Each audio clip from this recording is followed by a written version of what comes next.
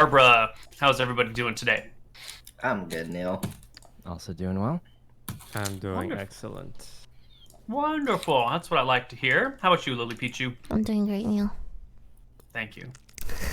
She's not. Well, last we left our party, there were some dark moments. Something had just happened. What happened that was maybe less than great? I fucking died, Neil. Oh my god. How did you die? He did. Rolled a natural 1. It's okay. The Kark's passing will not be in vain. Well, Poor guy. eventually, the rest of the party will show up, and the bodies of the dead and dying will be collected. And 1d4 hours later, sometime in the middle of the afternoon, everybody will be awake, although 2 of you will only be at 1 hit point each. And you awaken and are informed of Descartes' passing. Governor Toast, what do you think about this? Oh, it is very sad and a very sombering moment for Governor Daffodil to see Descartes' lifeless body in front of him. You know, he spent his life living carefree, only thinking about himself, and now he's faced with the reality of a death of a friend, and it affects him greatly. What about you, Sykkuno? Potato's also very sad about this. He still has the crack pipe that Descartes gave him to try his dust mixture. He regrets never trying it while Descartes was still around to know what happened. He doesn't feel right taking it now, so he just puts the crack pipe back in his pack, and we'll save it for another day to remember Descartes by. Wow. What about you, Cannon D-Ball?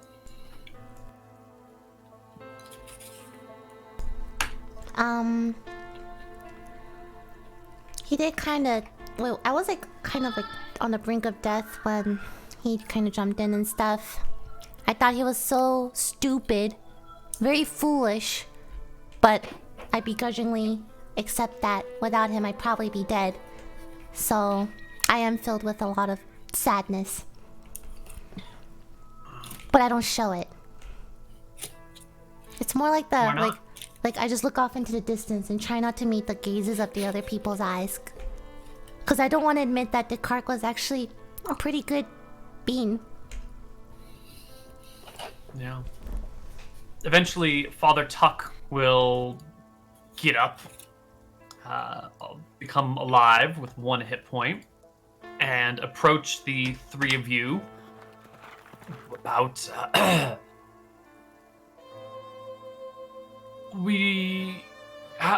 what would you like to do with him?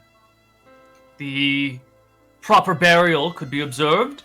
Loomis, the god of light, could shine his rays down upon a nice cemetery near the fort, where he will be forever bathed in sunlight. Is that acceptable? Well, I don't think you Descartes like the always- sunlight. Yeah, he always try to convince us to smoke from his crack pipe. Maybe we should burn his body and put his ash into a crack pipe and smoke.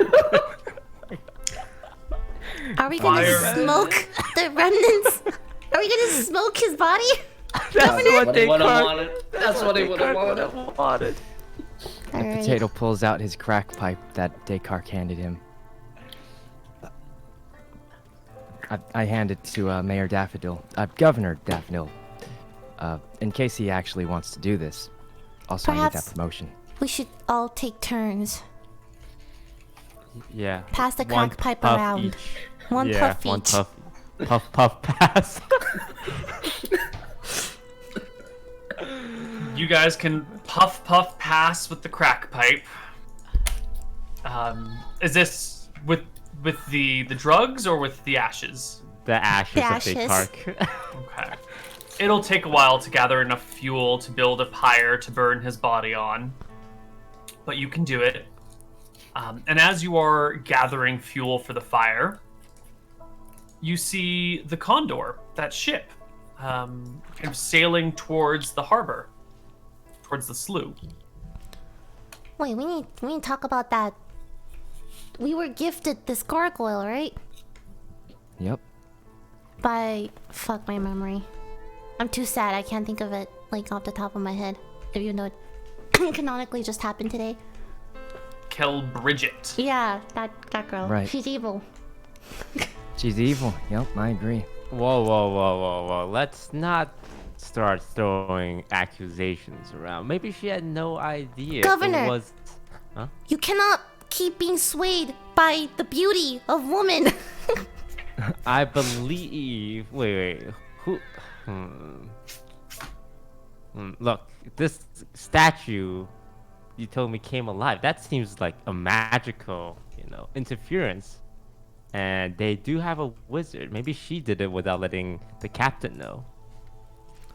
I'm In any willing, case, yeah, to explore every possibility. We should definitely bring those two in for questioning. yes, when they dock, guards, Captain Potato. Oh, yep. Once they dock, I would like you to seize them. Take all the men you need and bring them here. I only have 1 HP though. I mean, yes, I will go stop them. Look. Just act like you have full HP. Okay, I will do. I'm very good at that. I'll get him right away. With David. Okay, you can get David and a couple other guards and meet Bridget as she arrives in the harbor. It'll be a while. You can see the ship from a long way off, so you've got like an hour to prep this. Is there any concern that there are still more monsters lying around? Or are you comfortable that you got rid of them all? Well, considering our health, if we die, we die. What can I say? Alright. So no one's looking for monsters, no one's posting any guards, no one's wondering where they came from. You guys are just going about the ordinary lives. Did we loot the dead gargoyle? Was there anything juicy on him? When it died, it's just sort of like broke into some stone statuesque pieces. And there was nothing on it. It was just rock. Didn't even have any organs on the inside, just rock. Okay. Well, the hours pass. The Condor arrives in the afternoon. You can head down there, Potato, with a couple of guards and meet up with Kel Bridget and her people as the ship disembarks. The first thing you notice as the gangplank comes down are a pair of sailors carrying a body. We should seize them before they do something. I order David to go grab them and tell them to stop doing whatever they're doing. David hurries forward with his shield and his spear, levels it at the first sailor, and orders him to come to a stop. He looks at David, like carrying the legs of this body, and asks him, what, you want me to just toss her overboard? Huh? What do you expect me to do? Identify it Hold this first. body? Ask who the body is. I mean, Potato asks, who are you carrying? Don't know, sir. Found her. All right, throw her Washed off. up on a beach. Last thing we took in was a statue that did something to our friend. So we don't want any weird things. We should just leave it far away in case of magical. It's a dead body, right? It's a dead body. Yeah. She's still alive. Oh, Oh, she's still alive. Oh, Yes, sir. I think about what Governor Daffodil would do. Is he around by any chance? Governor, did you come down here with this, or are you just leaving your minions to deal with this? Well, no, I'm at the base with candy balls. So this is Uh, Captain Potato's judgment. Whew, And- what would Mayor Daffodil do? How attractive is What? That's what he Is would who? do. it's the almost dead body. It's a very, very attractive half-orc woman. You know, her Right, skin's right. got like this sickly green that's like sexy sickly, you know? And she's got these like big bulky cheekbones that are just like all the right curves in all the right places on her face. Now Yo, the eyebrow has like a couple of piercings on it. Maybe that's injuries. Maybe those are intentional piercings where the jewelry fell out. But you know, eyebrow piercings. Potato, yeah. you recall that Governor Daffodil is kind of racist against half orcs. Well, I see the person there, and I don't want to injure this person because I want Governor Daffodil to know I'm on his side. So I say, bring the person to Governor Daffodil, and we will let him decide. I want him to feel like he's a very powerful governor. He can decide what happens to, you know. But the sailor should stay on the ship. We'll take the orc person. Dave gets two of the other soldiers to carry the orc person back to the fort, while the other sailors kind of stand back, hands up, under arrest. When Kel Bridget makes it to the side of the ship, looks down, puts her hands on her hips, and says, "Excuse me, Sergeant Potato. What is going on here? Why are my men standing there with their hands in the air?" Right. That gift you left us killed my friend. So What gift? the gargoyle. I mean, the statue that ended up being a gargoyle. What statue? What? Can I do some kind of lie detector thing? Give me an insight check. Insight.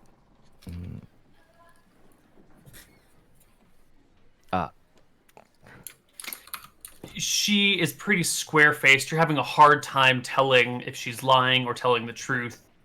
Maybe it's because like she's positioned up on this boat above you with the sun behind her head, so you're having a hard time seeing her face.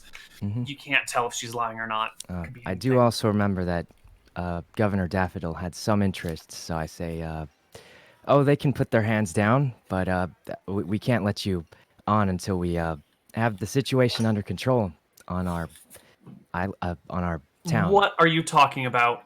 And she starts to come down the gangplank, resting her, like the side of her hand against the hilt of her sword. What are you doing? Don't you know that the governor and I are close friends? I can't believe that this would be what he wanted. Potato thinks about the promotion that he feels like he's close to getting, but probably actually isn't. He says, "Oh, right, that's true. Maybe you can come, but I think most of your sailors should stay here. You should talk to the governor.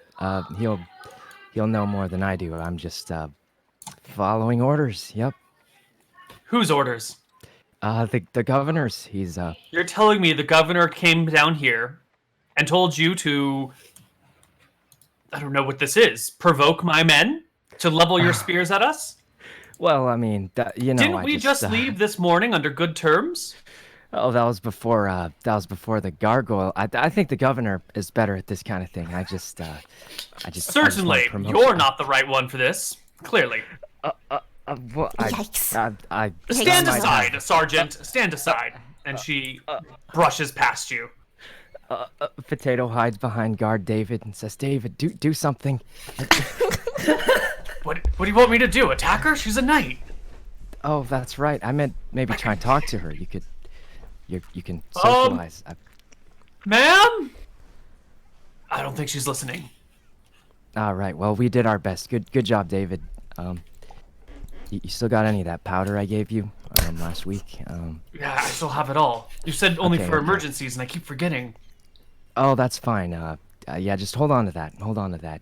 We might need it later, but I'm sure Governor Daffodil will handle this. Good job. Thank you. What about those guys? He says, pointing to two sailors who are still on the docks while the ship crowds with the other sailors who are looking down. Right, they still have to stay here, but maybe we can bring them a glass of water to make them comfortable. Some of the fresh it. ocean water. Just get a cup and just scoop it right under their ship. And, never mind. Sir? Uh, Sir, you do know that's not drinkable, right? well, the salt. That's You know you're not flavor. supposed to drink salt water, right? Sir? Please tell me you know this, sir. That was part of the plan. I was trying to weaken them so they wouldn't attack us. Yes, sir. Of course, Great sir. job, David. Yeah. Right, sir. You folks, get back on your ship, he says. And he and his guards press forward a little bit. The 2 sailors go back up the gangplank, rejoin the others on the ship, and the soldiers will hang out down here, Michael, can eyeing you the close your door? sailors, Oh yeah. who are also a little unhappy about this. They just left on a happy note, and here they are being sort of treated like prisoners, having weapons leveled at them. You notice that a few of the sailors are armed. No violence has come yet, but they don't like being quarantined on this ship. Meanwhile, the body is brought by 2 guards to the fort, and Kel Bridget will join the body, arriving at the fort. They'll come on in through the open doors, and I think the wood has been piled high for a pyre. Do you want to do the pyre here inside the fort or on the outside of the fort? Where is the appropriate place to hold a funeral? Inside. Okay. All right, so we have piled our wood high and are going to get ready to burn the body, like right here. Something like this.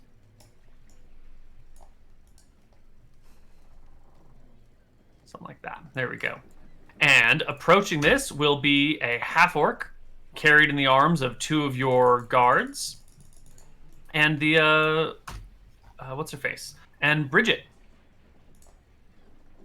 You will see her come, and you'll see the body be brought before you. It is unconscious, and its arms are tied to themselves, like wrapped around her. Like the rope is wrapped all the way around her body, pressing her arms against her.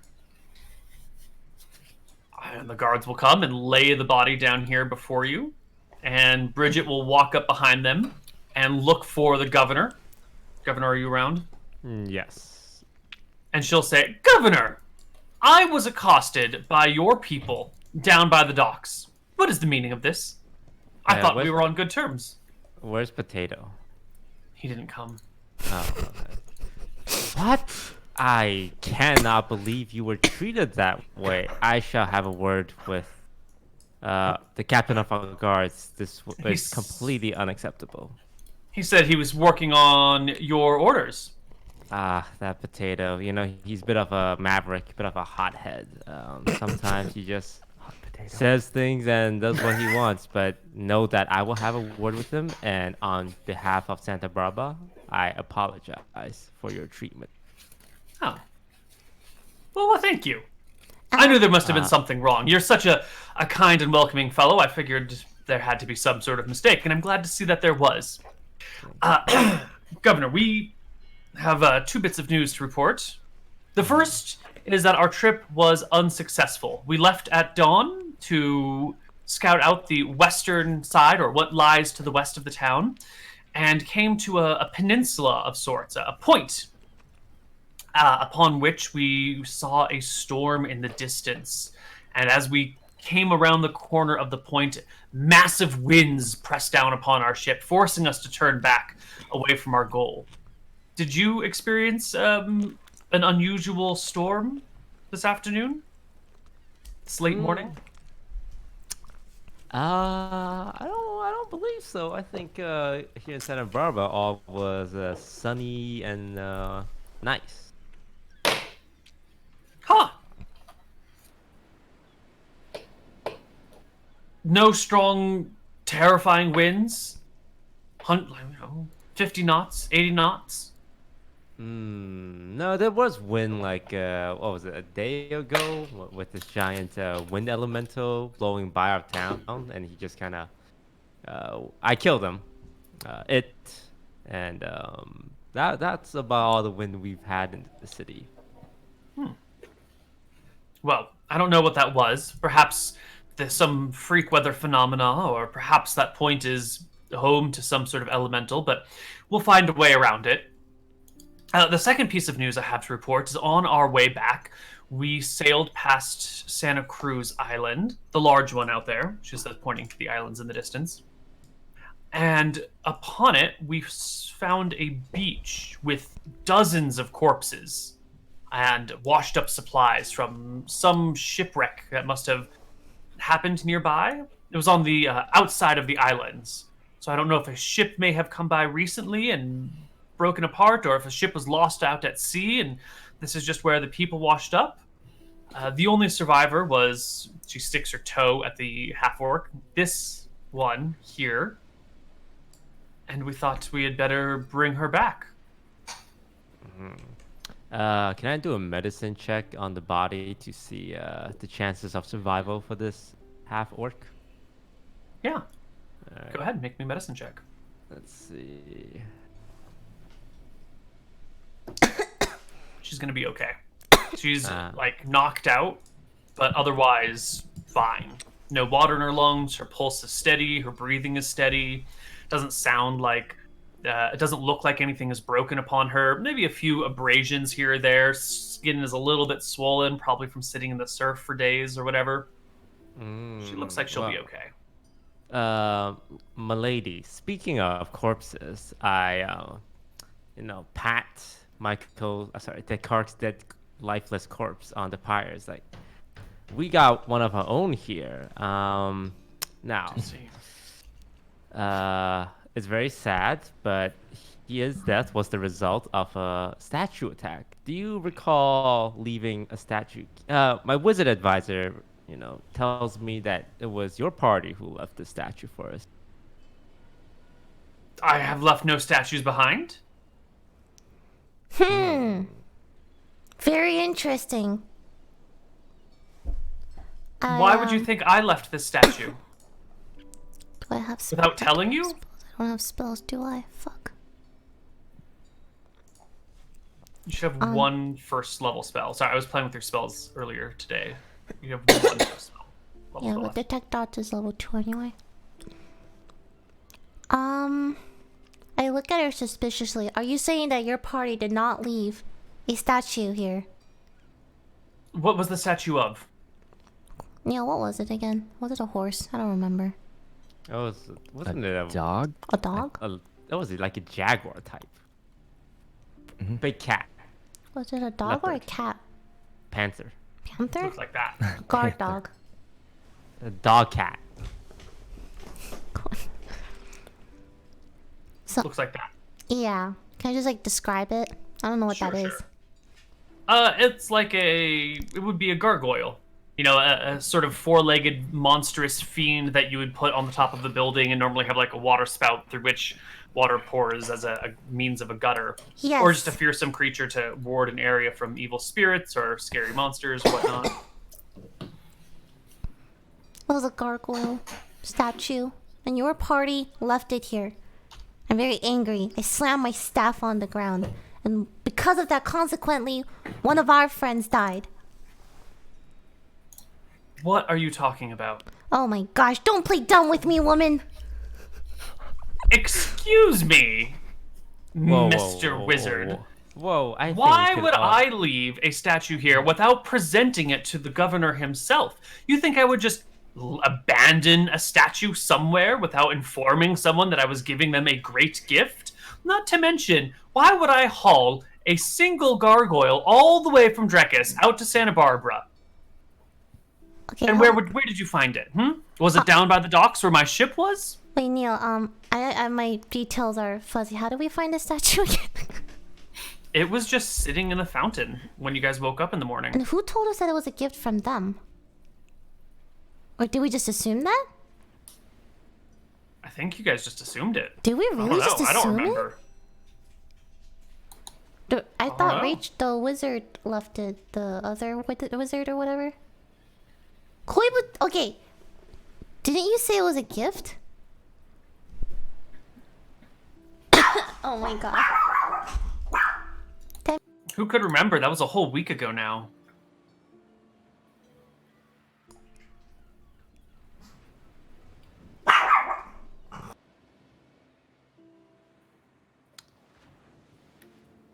I'm trying to remember. Hold on. Okay, it's gonna take too long to go through the VOD and go through it, but I could have sworn someone said it was a gift. Like, someone did say it was a gift. You guys were under the assumption that it was a gift. The Kel Bridget said that she had gifts to give you, and then in the morning this thing was here and they had left, and I think you guys just said she thought she was gonna give us a gift. Here's an unusual statue. This must be her gift. Let's move on. I think there was 2 bits of information that were added together that did not belong together.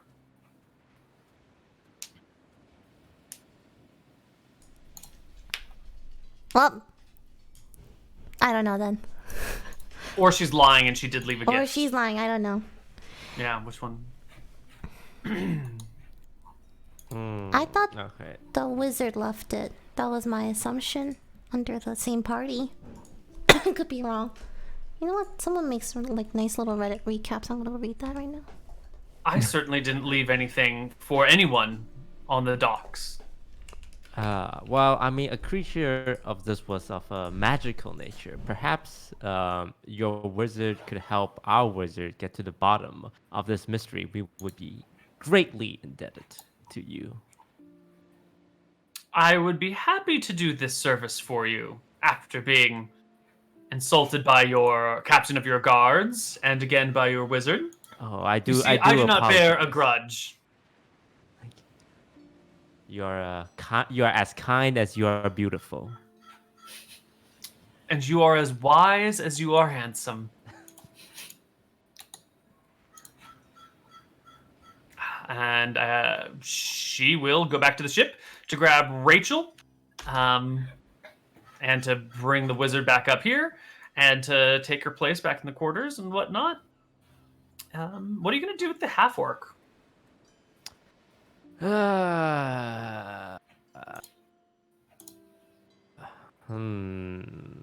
Well, we don't know if it's a aggressive half-orc or like a peaceful half-orc. You know, for all we know, she could be a pirate, washed up. I summoned my captain, Potato. Hey, guard hello. fetches potato for you. Hello, Governor Daffodil. What's the up? We have an unconscious. Really, how big is this? Like, how jacked is she? Like, can she rip the dude. head off my shoulders? Dude, she is like 6'3". She's tall, but she's super scrawny. She's like not quite emaciated, but quite thin. So she's only like 180 pounds, despite her massive size and her surprisingly buff muscles. She's big, she's strong, but she's also like really underweight or has like a small frame or something. All right, Potato. I want you to tie her up and bring her to the maester. Do we have a maester? We have a father, right? Who can Yes. kind of like look after her.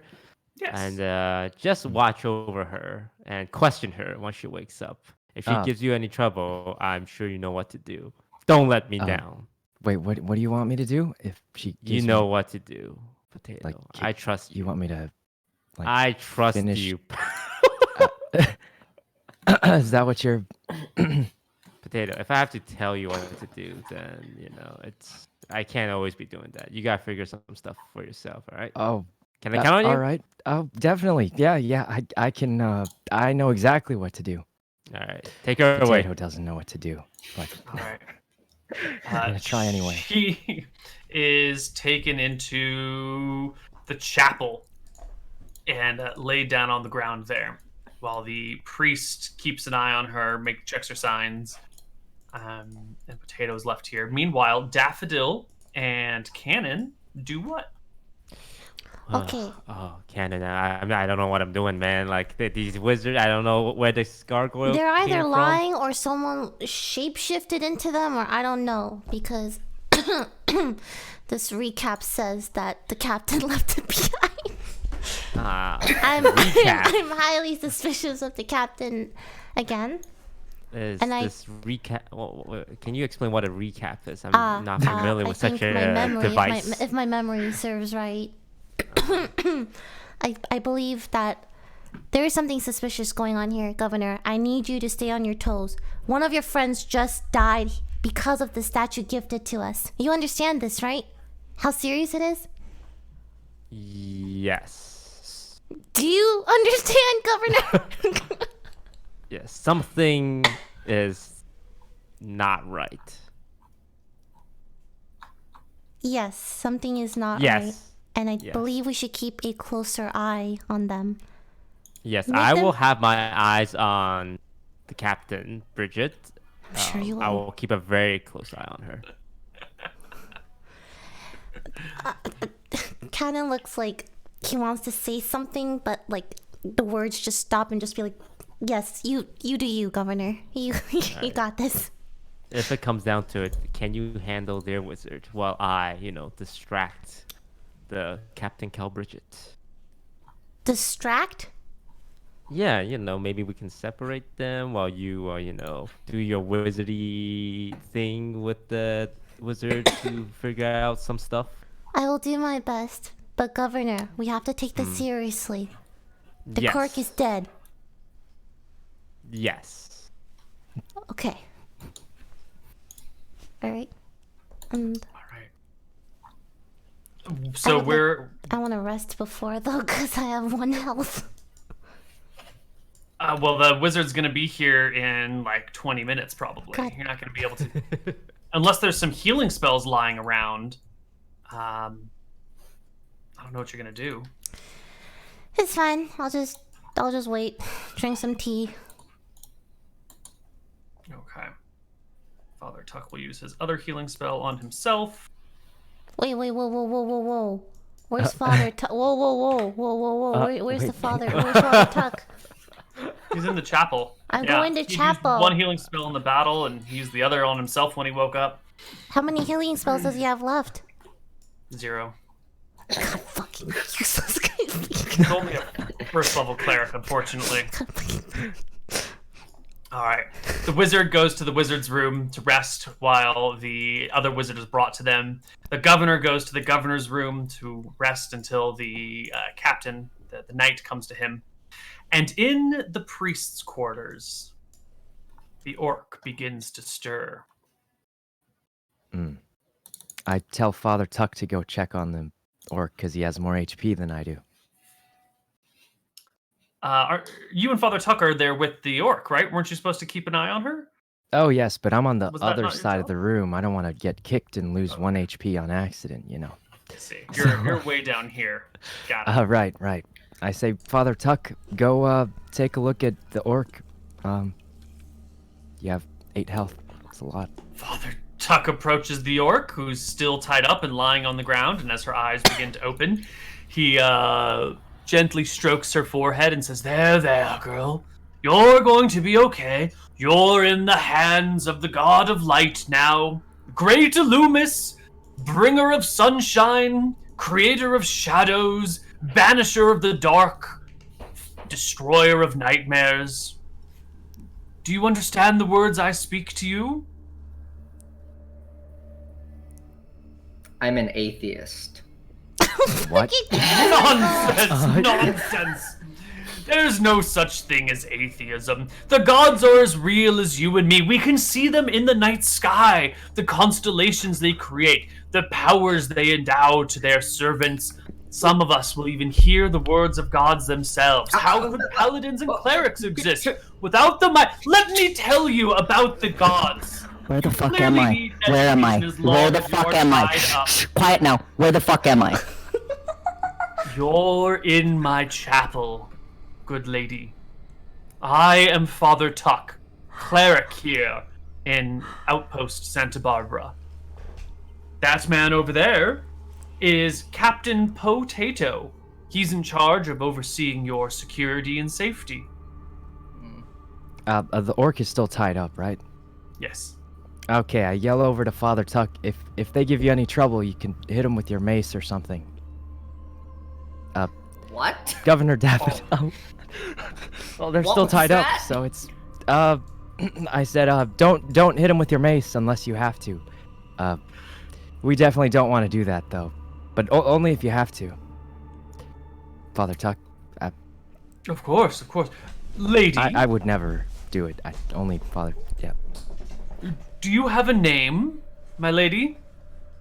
Yes. It's I'm sorry, I Lily. can't hear you. Could you speak up a little bit? Yes, I do have a name. I see. It's and It's Lily. Lily? Lily. Welcome, Lily, to Santa Barbara. Do you remember what happened to you last? I was on a ship, and I remember a massive storm hitting, and everyone else around me died. But I have so much health, and I can never die. And I have so much health that nothing in this world could ever hurt me. And I could never, I don't know, roll a natural one and die or anything. So I didn't die, but everyone else died. And then I washed up on shore, and now I'm here. Good. That is the events as And we my health have is still understood full. them. And my health is still full. I just want to point that out. I have full health. All of my health is there, because I cannot die. Well, Vorasi comes for each of us one day. It would be unwise to think you are above the gods. I'm above 40 hit points, Neil. So...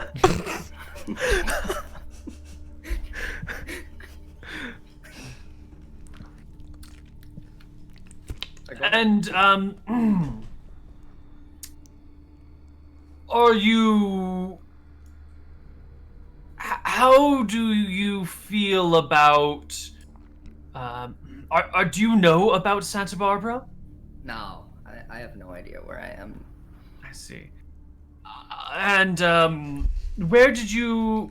That is to say, were you in a town when you left? It's part of a small orcish village. It was awful there, so I escaped on a ship to come anywhere else. Because I'm quirky and I'm not like the other orcs. I'm not like the other girls. I'm not like the other orc girls. So I left and to go anywhere else, and now I'm here.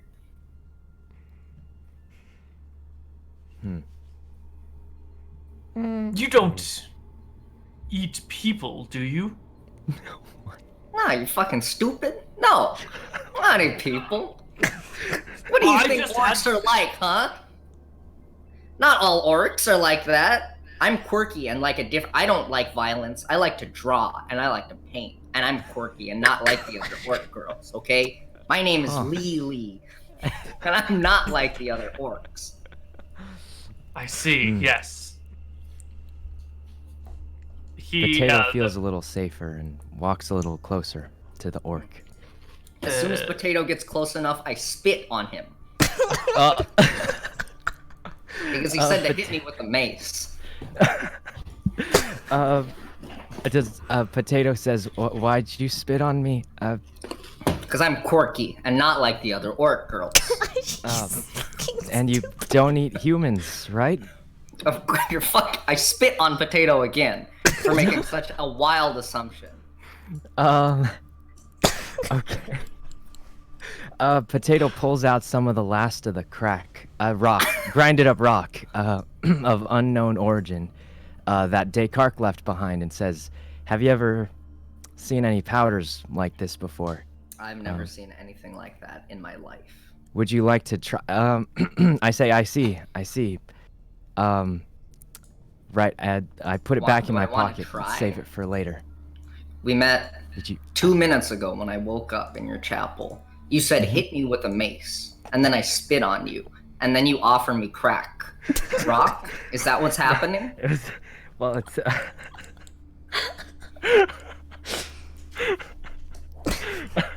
I don't like it here. Where is this place anyway? Why am I here? Well, someone actually just dragged you here on a boat, and here you are. I'm actually. Why are you here? Are you? How did they find you? I don't know. Let me go back in my unconscious memory and try and remember how I got picked up while I was knocked out.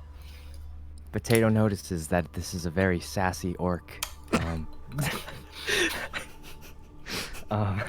He doesn't know how to communicate very well, so he hides behind a bench as to not get spit on anymore. And then he says, what'd you say your name was again? Lily. Lily. I like that name. Would you like to Thanks, sit man. in a What's box? your name? Oh, my name. Potato thinks he shouldn't tell his real name. He says his name is, Tomato. Because he doesn't fully trust this orc. He doesn't know if it's a spy or not. Might be related to the gargoyle. So he says, my name is Tomato. He also figures that if they end up being friends, he can just say he mispronounced his name because it sounds close enough to potato that he'll say it was an accident. He planned ahead. Very, yeah. Good to know, Tomato. Do orcs have last names? Not typically. Lee. Nah. Maybe. You can if you want. Tomato, listen, man. Can you, it's a good conversation and all, but could you, untie this rope around my body? Potato thinks about it and says he doesn't know how to untie ropes actually. Okay, nervously, but it's quite obvious that he does know how to. He just is saying that because he struggles to say no, so he Oh, it looks like you got one of those swords on you. You don't know how to untie ropes when you got a sword that cuts ropes. You know what I mean? Oh, that is a good point. Let me just zoom in on your character model real quick. Yeah, that is indeed a sword. Potato hints over at the what's his name? The dude that's addicted to the sun Father god. Tuck. Father Tuck, and he says, Father Tuck, do you have any sleeping spells or something to like a tranquilizer, a large tranquilizer?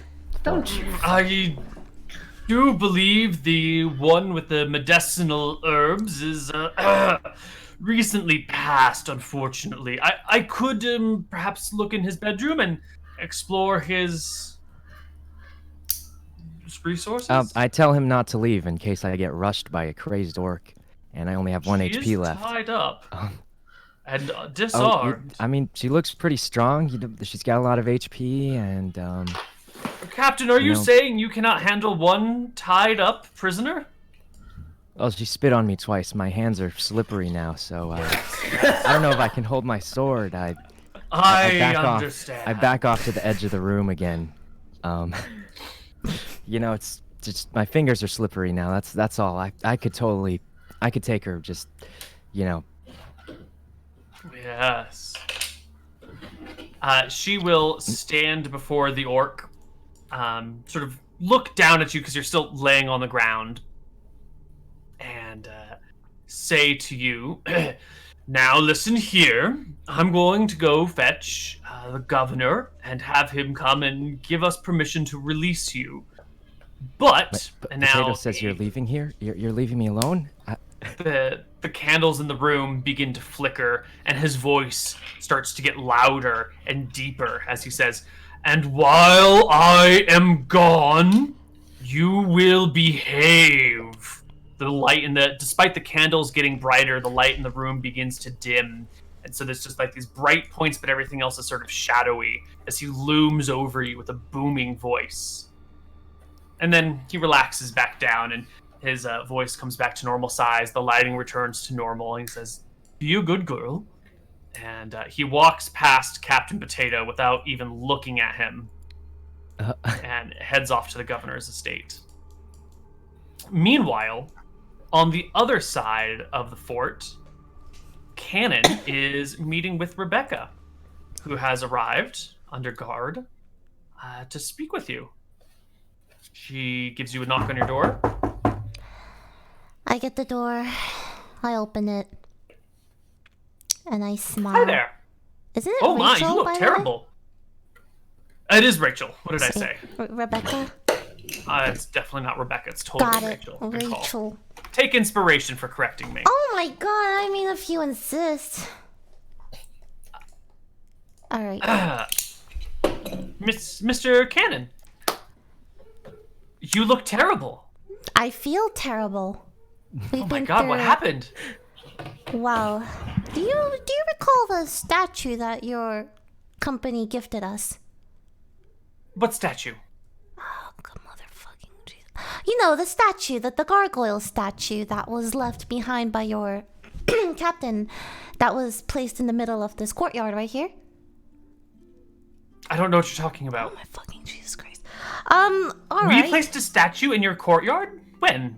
I don't remember coming and delivering that. Did we talk? I do have a bad memory sometimes. I can be a little forgetful. Can I do like an insight check? Is she like being... Does she look like she's lying? Is she like...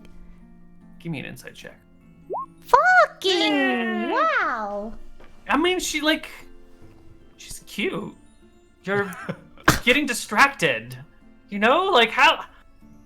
She's kind of adorable, and you guys are sort of hit. I mean, I know you're sort of rivals, but at the same time, like... She's kind of cute. It's Alright. distracting. Yeah, okay, I'm a little distracted. I'm a little, I'm a little blushing, sweating a little bit because she's like, stepping a little close to me, Mm-hmm. Like our distance between each other is getting less and less. And I'm like, oh, I mean, so you're sure that, Rachel, that you guys didn't leave any statue? I'm positive. We were up before dawn by about an hour or so, getting ready to sail. There would have been no time for us to take a statue that we didn't even have on our ship and bring it all the way up here to the fort. Not to mention, don't you keep the doors shut at night to the fort? How would we have gotten in and left the statue here? I feel like Wouldn't there be someone who remembered us opening the doors and letting us in? I'm being fucking gaslighted.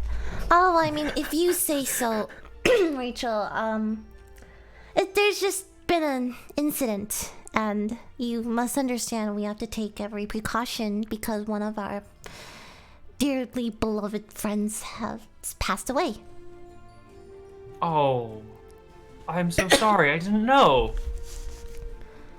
I'm sure you didn't. I'm sorry. Could we talk at another time? I need to rest. I feel, look at me, like I'm bleeding everywhere. Of course.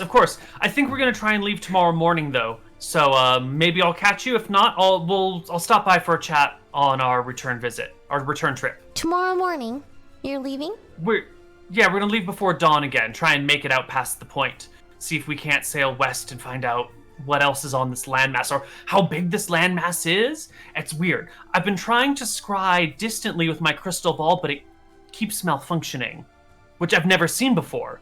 It's only here that it's been malfunctioning, but it has been. I'm very excited to see what's beyond the point tomorrow morning. I see. Well, you go rest, Rachel. I'll talk to you tomorrow morning.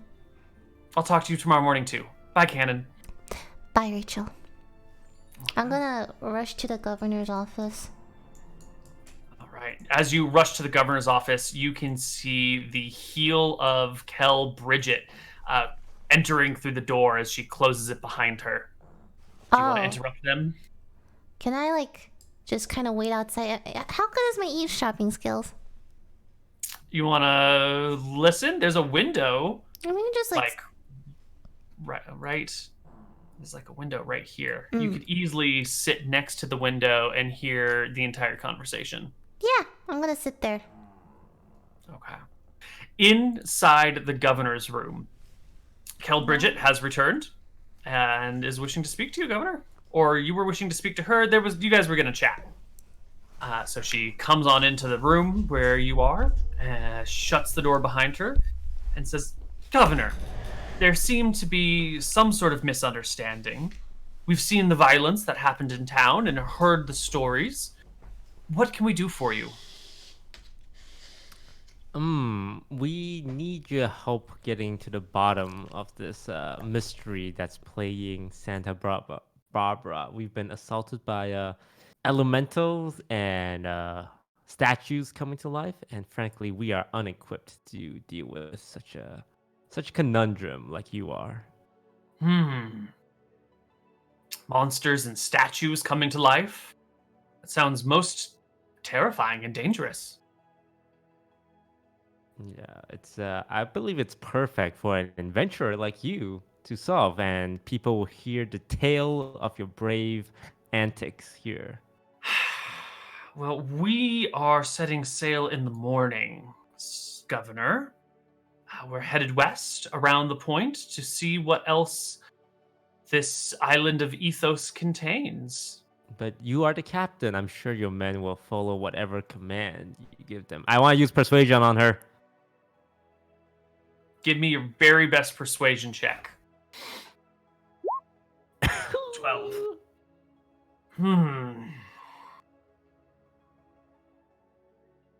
Are you really so poorly equipped that you can't handle this on your own?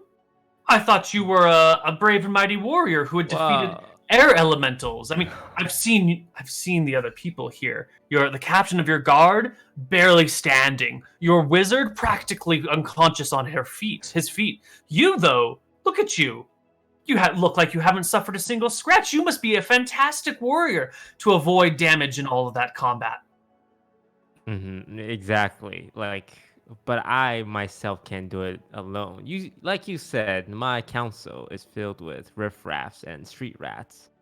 With your expertise combined with my highly intellectual brain, I believe we can solve this mystery in no time. I would like to cast suggestion on her and suggest that she helped me figure this mystery out and use her full resources to do so.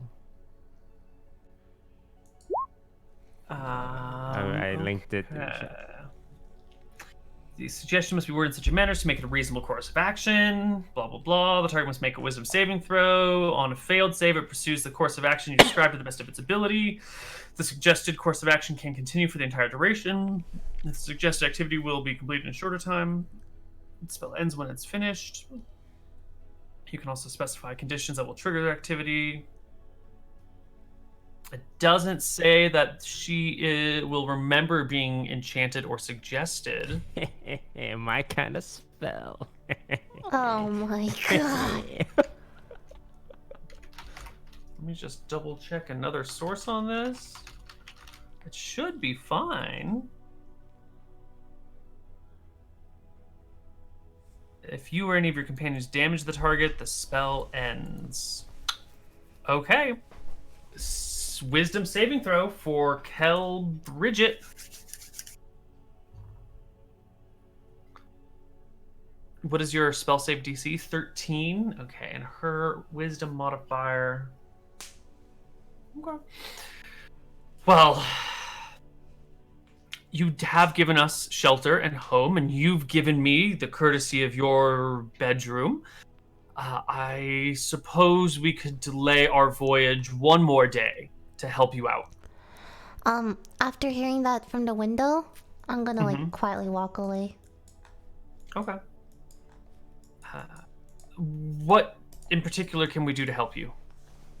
Well, first off, I would like you to question all your men and take stock of all your materials on the ship. See if anything's missing, anything extra, just anything out of the ordinary. You know, if they're full head count, you can do for us, and just ask around. And after that, maybe your wizard could, detect some mystical things going on. Maybe I'm just spitballing here. I'll have my wizard meet with your wizard. I'm sure the two of them can hash out these things. I'm not magically minded at all, which is why I keep the wizard around. Will that suffice on that front? Yes. Excellent. Remember, and I your shall full of course, support. Yes. Yes, I shall question my crew and have them retake inventory of take stock of our inventory one more time. And if there's anything else, you just let me know. Excellent. Well then. Well, so what are you doing comes later? Comes a knock at the door. The father says, "Excuse me, my lord. The half-orc is awake and is requesting to be released. She seems, sassy, but friendly." I've never met a friendly half-orc in my life. You're telling me she's friendly? Maybe she's lying to get us to free her so she can attack us. My racism shows through just a little bit, but I try my best to hide it. Well, unless we're going to leave her tied up forever, we'll have to trust her at some point. Trust is a strong word. Do you have your mace with you? I have my staff. Yes, sir. Alright, if she gets out of line, I want you to bonk her on the head. Surely your captain of the guard would be better suited for that task than me. I'm not a strong man. That is an order, Father, from your governor. Of course, sir. Alright, let's go meet this half-orc. Right. The father will also go fetch Cannon Yeah. and bring him around just in case we need some wizarding things to deal with this half-orc. And the party is gathered together in the chapel. So, what was the roll for hotness? What's the number? For The the half-orc orc. has 17 hotness. 17 out of what? 20. 17 out of 18 for the half-orc. Wow. Okay. All right. Yeah. Did he roll that? No. No. He chose it? What color are her eyes? Blue. Okay. I guess we should start asking questions. Alright. I sit across from this half-orc and I eye her. So, you have a name? Lily is my name. Lily. Lily. What were you doing when you were found? You know, I'd be a lot more comfortable having this conversation not tied up. You know? I A hope little you more understand. inclined to answer questions. You know, you seem like a very strong creature, and your people are, you know, statistically more likely to commit. Whoa, you know, my people. What does my people mean? You know, Are you quoting crime statistics to me? orcish tendencies are, you know, I they're spit violently... on the governor. I spit on him. Father, bring her in line. Governor, wait. I like Father get in raises between his them. stick, but it sort of shakes in his hands. I wanna stand between the father and the orc. Governor, she's still a lady. We should still treat her with care and respect. Well, Canon, I believe in gender equality. You weren't talking about gender equality when you were talking with the captain, Governor. Well, you know. Alright. So, Lily, what was happening? We would love to untie you, but only when we feel comfortable. So if you could just tell us what happened, we would be more readily available to untie you. Well, I was getting away from my orcish village because I'm just quirky and silly and not like the other orcs, you know? I don't like their violence. Wait, you're not their like the other anger. orcs? I'm not like the other orcs. I like to paint and I like to draw. And wow. And they I was an outcast for that. They when I was young, they would beat the shit out of me because of how different and quirky I was. But I got used to it, and that's why my HP is so high, because I got beat to shit over and over again by the other orcs. Because I'm silly and quirky, and not like the other orcs. Wait, you're not like the other orcs. So you're Not one of like those the other good orcs. Like you're an orc, but you're like a good orc, you know? What do you mean? You know, orcs can be good, right? There's like, why does it have to? Why are orcs just have to be bad, huh? Well, like you said, your orcs family beat you, right? They were very violent, right? Are you gonna quote fucking crime statistics to me? I'm here to prove that not all orcs are like that. Some are different. Like me, Lily. Now fucking untie me. Well, Wizard, what is your assessment of this creature, this sassy, quirky creature? What do you think of someone like that? Well, she certainly doesn't seem like the other half-orc girls.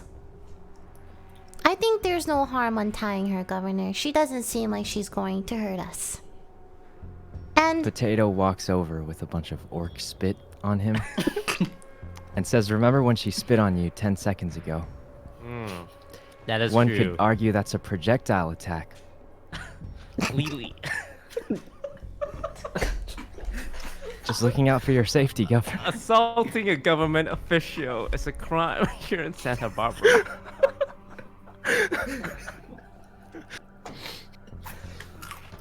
But What are you gonna do about it? I could be convinced.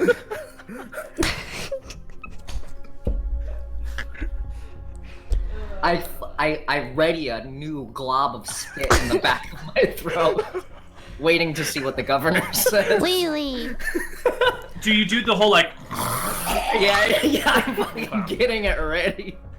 Okay, you can hear the ready to attack. Lily, I think we can all chill, right? You're not gonna hurt us, and we don't want to hurt you. You want to be untied. And it's not like we don't want to untie you, we just need your promise that you won't hurt us. And you'll behave. I notice Cannon D. Ball's blue eyes and his soft demeanor, and as I see, I swallow my glob of spit instead of throwing it. Say, what do you need to know? I'm not going to attack you. Okay, you promise? Yeah. I hold out like a pinky promise, like hold it a little bit higher. And then I look at her like a fucking idiot and say, I'm tied up. How am I supposed to? Oh yeah, I forgot. You fucking idiot. Looking down from 6'3".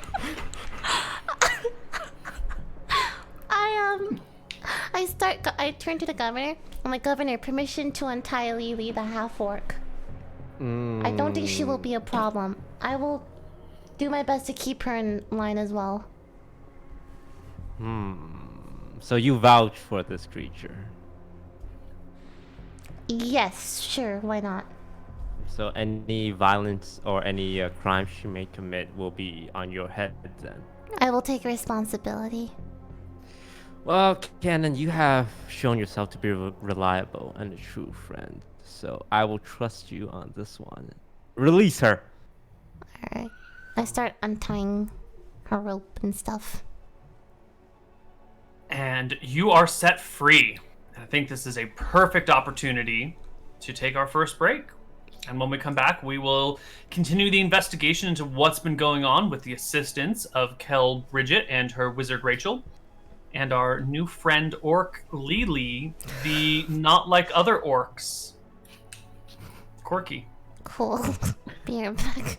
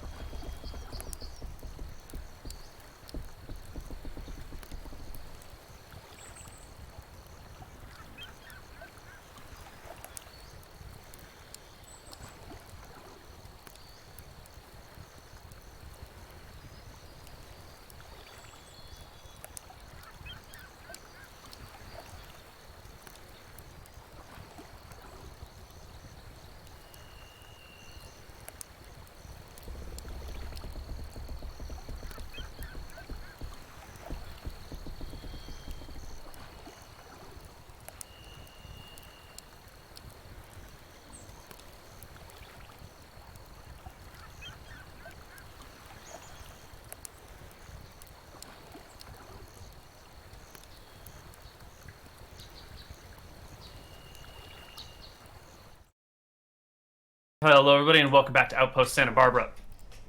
So, it is that same day. The sun begins to set. Day begins to draw to a close. Lee, what do you want to do now that you are a free woman? What's going on here in Santa Barbara? I need to know where I am. What is this place? I turn to Cannon D-Ball and ask. Well, we're an outpost. That is our governor, Daffodil. And I point to The Daffodil. one covered in spit, yes. Yes, that is our captain of the guards, Potato. And I am the wizard advisor, Cannon D-Ball. What are your plans now? Are you... You said, wait, they found her in, like, a sea of slaughtered corpses or something? She was the only Washed one... up on shore of the Washed island. up on shore. She's the only one alive? The only survivor, yes, of the Wait. shipwreck. I see. That must be very lonely. You're free to stay with us for a little bit if you want until you figure out what you want to do. Maybe. I just want to paint and draw and dance. Because Oh. not like the other orcs. Are you Are you an artist, Lily? Yeah, Lily's an artist. Lily's one of them artsy types. She just wants to get away from... I just want to get away from the mainland. You know what I mean? Just want to see what's out here. Explore the world. I see. Perhaps Is this a nice place? A safe place? I look to the governor. Is it a safe place? Yeah, it is a safe place. Lily sniffs the air and smells burning body. All right, the ashes. Guys, we should go out there and collect them before it all burns up. One of our friends You- died, Lily. Would you care to join us for the funeral? Yes, yes, of course. Love to pay respects. I scoop Descartes' ashes, gather it, and put it in his favorite crack pipe that he always carried around with him. And I put the pipe over the burning pyre, so essentially I'm heating it with his body as well. So it's like everything about it is from Descartes. You know, it was part of him. I take a small puff. Here you go, Cannon. And then pass it over. I take it, and I'm like, do I have to smoke this? That's what Descartes would have wanted. I take one small puff and start coughing violently. I've never smoked before, Governor. Potato! Oh, You were the closest to Descartes. He would have wanted you to take the biggest puff. the biggest puff. Yeah, like just suck all that ashes. Potato picks up the pipe with both hands and takes the biggest puff he's ever taken. And then he throws up. Just like Descartes would have wanted. And then he passes the pipe to Lily. Whoa, because I cut him off. It's like, he's yo, too she drugged wasn't, out and she doesn't wasn't realize. here for, she doesn't know. She's not one of us yet. Oh, right. Potato forgot because he took such a big puff that he was delirious. Alright, Your ash will have weird effects, I'm sure. Lily is thinking about her decision to stay here. She just saw 4 people smoke someone's body, so 3. 3 people. So, I'm sure we're all tired from the battle and Lily from your shipwreck. I believe we have some room in the stables for you. The stables? Yeah. Don't we have like guest rooms?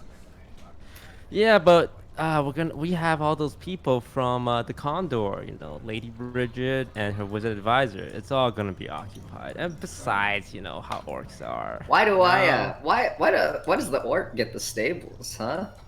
I mean, it's a testament to how, you know, strong your body is and how thick your hide is that you can withstand such. It's just an wild that, like, environment. you just assume that, like, orcs belong in, like, the stables, you know? We simply do not have enough room. I do apologize. I'm trying to, like, point out the racism to, like, the fellow members of the party, you know? Governor, your room is very spacious. You have more than enough room for one half Nah, orc. I do not feel comfortable sharing my room with a stranger. It's nothing to do with any other extenuating factor. It's just purely because you're a stranger. Also, you're a female, and I would feel weird, you know, sleeping in the same place as someone from the opposite gender because I'm a gentleman, and that would be very crude. She's still a hot orc girl, though. Well, I don't know if the stable is a good place for her to rest. Do we have any extra room in the barracks or anywhere? Like, no? There are a few extra beds in the barracks. Yeah. I'm open to sleeping in the barracks. Thank you for the Again, hospitality. we don't know her history. She could very well murder all our guards in their sleep, and it's not a risk I'm willing to take. She's right there, Governor.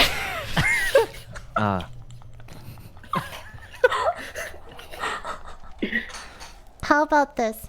Lily, you can take my bed, and I will find somewhere else to sleep. Oh, no, don't worry about it. I'll find a nice patch of grass outside. Are you sure? Yeah, don't... it's okay. When I was young, the other orc kids bullied me out of my bed, too, because I was not like the other orcs. So I'm used to sleeping on the ground. Okay, well, at least let me get you some blankets. Thank you for the hospitality. Okay. I want to go to bed. I want my health back, please. Yeah, me too. So here's the time to highlight one of the bard's abilities. You have something called Song of Rest, Governor. What is this, and do you want to use it? Do you want to use it? Yeah, I would love to use my Song of Rest. Can I? There we go. Basically, everyone just heals for 1d6 more if they use a hit dice. Restore. Yeah. All right. Well, I'm at full health, so I don't need to do anything. So you guys can. Wow. Some You shitty guys roll rolls. 2 1s, huh? Sykkuno, you can. Okay.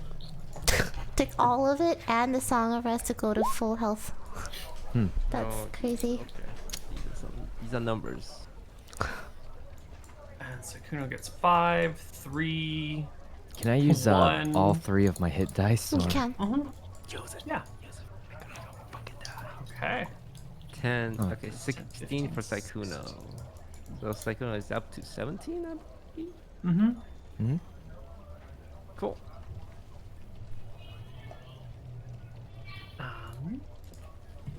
Change this to 17. So the next morning, maybe the next morning. Lee, is there anything you want to do at night once no one's paying attention anymore? Once the lights have gone out and everyone's asleep, including the soldiers in the barracks? I would like to know I triple locked my door that night.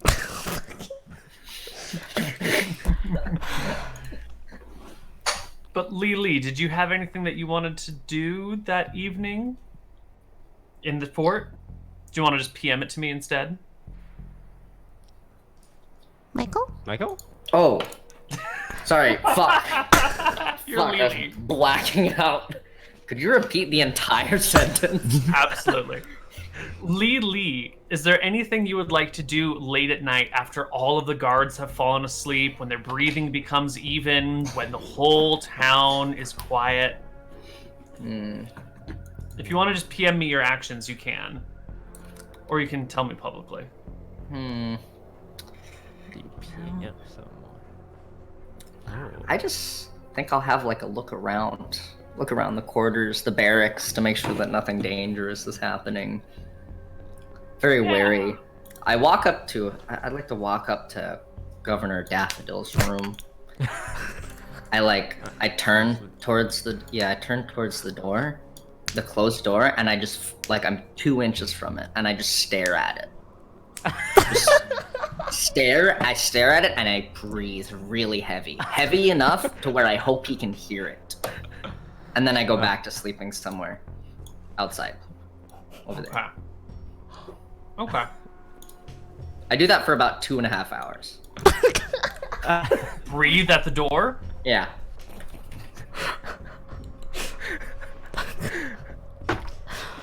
Governor, will you make me a perception check at disadvantage, please? 14. That's pretty good. Wait, does that mean I can hear it if it's a high perception? Yeah, if he's standing there for 2 hours or so, you'll be tossing and turning in your night like all people do, and at some point, as you're more semi-awake, you hear this...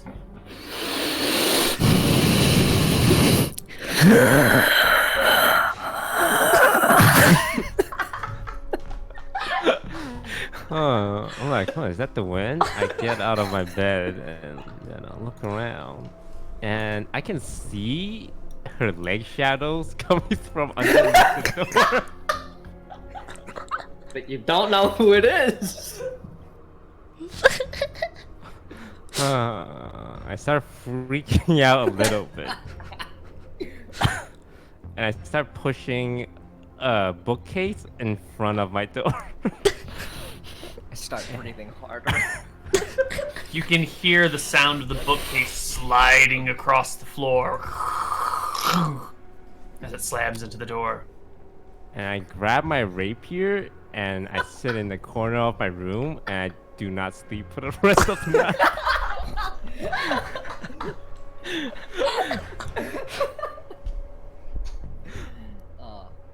Lily walks away. You know, where does Friar Tuck sleep? Your mic got quiet. Oh, where does Father... He sleeps in the... He's got his own quarters right next to the chapel. Could I inspect the chapel? Yes. The chapel is unlocked day and night, so any worshiper may come and pray before Loomis, god of light. Interesting. I want to inspect it for anything weird. I didn't like it when the candles flickered and he got really angry at me. Yeah, It seemed a well, little strange. give me a perception check as you poke around in the chapel. Sure. Oh, okay. My character sheet's bugging out. Just give me 1 second. Let me just, Haley. I'd like to perceive this place. Perception check. Oh, yeah. Killer perception check. So you'll notice that the chapel is fairly modest. You know, the benches are rough hewn from wood, found in the local area. There's like one nice carpet stretched out before the altar that has a statue of Loomis, the sun god, standing before it, a pair of candles on the other side. The interesting thing about this would be the basin down here that is filled with holy water, and these two candelabras in the corners, which are made from silver. They are actually valuable. That is the only thing interesting about this chapel. It's pretty modest. It's pretty bare Modest. bones, you know? Okay. Mud brick Alright. walls, brick floor. Okay. Nothing seems too out of the ordinary. I'll go back to my resting patch on the ground outside and leave Daffodil in his room to be awake.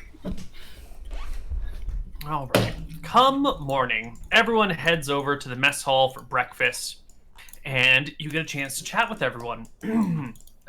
Let's see. Bridget is here. Rachel is not here. She's down on the boat right now.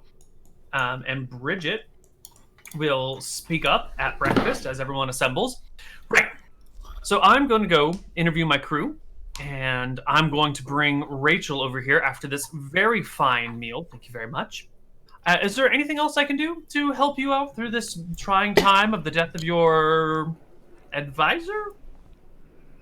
No, you've done plenty for us, but maybe you could leave behind some resources like supplies, gold, things city need to solve a mystery.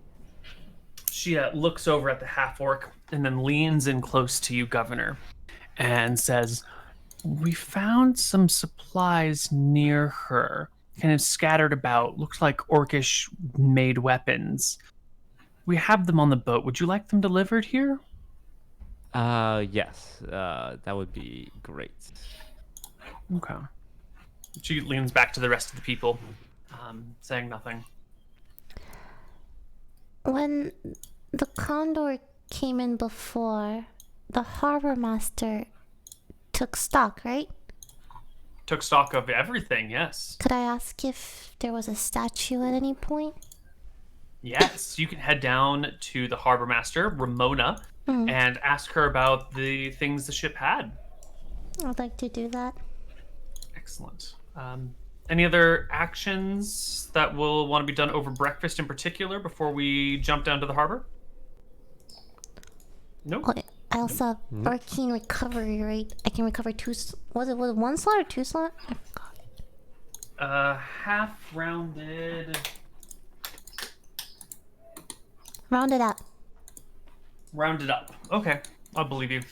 So 2? Two spell slots. Sick.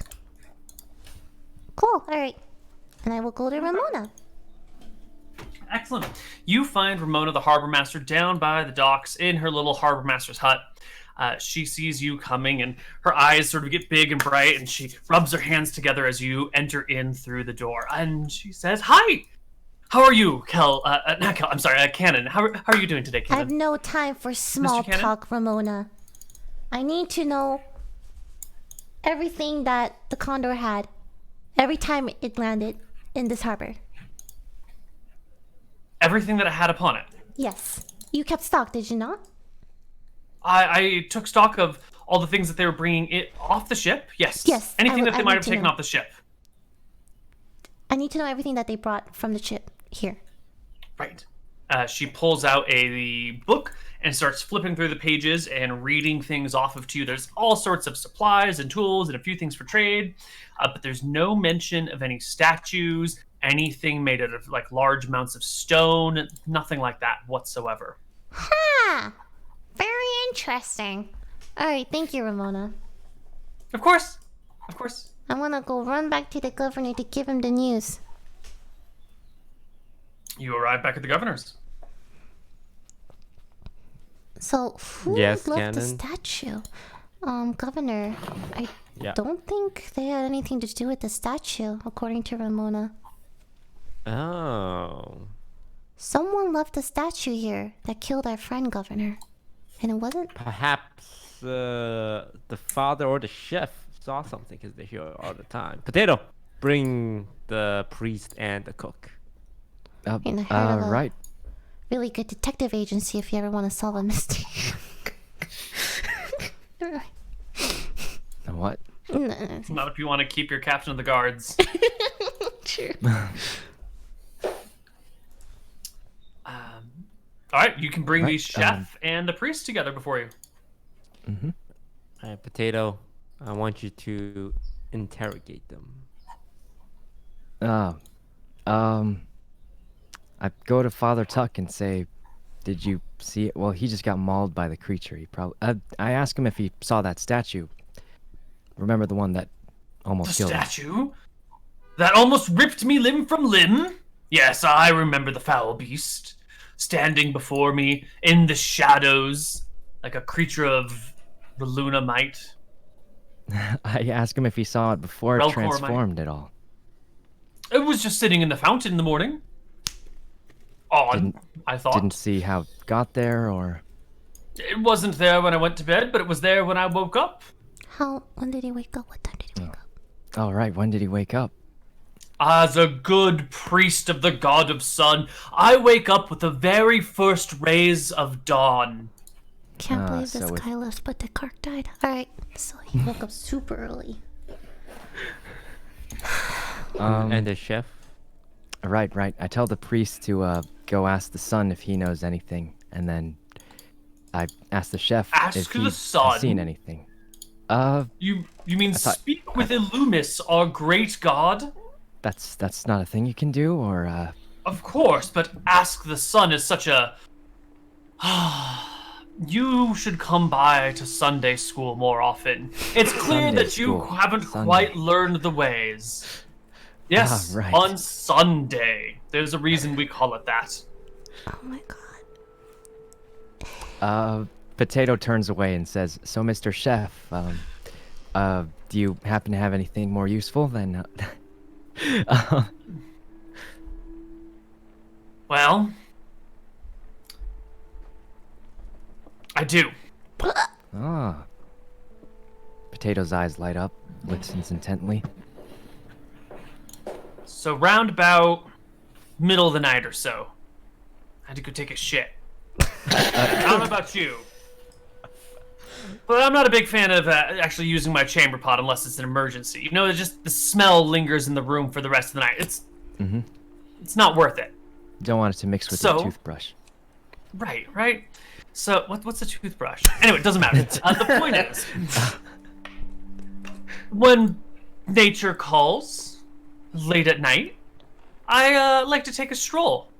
So I left through the front doors, shut them behind me without locking them so I could get back in, wander off, went to my pooping tree, which I won't tell you which one it is. It's mine. Dug my little hole, did my business, and came on back. And there was no statue when I left or came back, but I did make sure to shut and lock the doors when I came back in.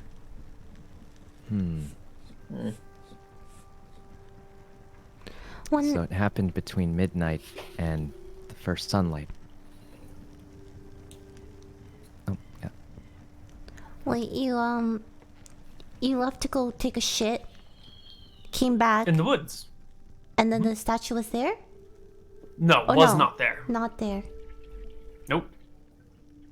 Okay. And then it was there when I woke up a little bit later. My boys make breakfast, typically. You know, if I'm up late making the nice dinner, I get to sleep in a little bit. And I should bring in the serving boys, and you can ask them what they saw, maybe. Are there But, guards stationed here throughout the night? I guess not. No, no one's been stationing guards at night. Ah. It's such a peaceful place. Why would you really need to? You know, there's no... Up until, like, last couple weeks ago, there was no sign of enemies here ever.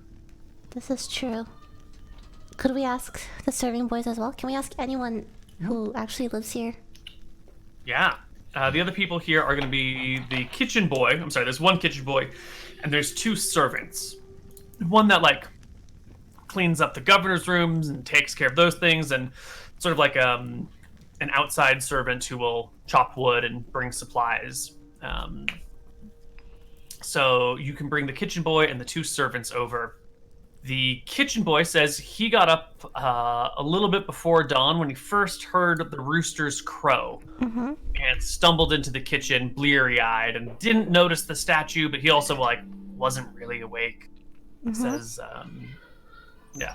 So he wasn't really aware of it. And then he didn't come back out until breakfast was being served and everyone else was already at the table. So he might have missed it. The servants, let's see what they saw. You didn't see shit.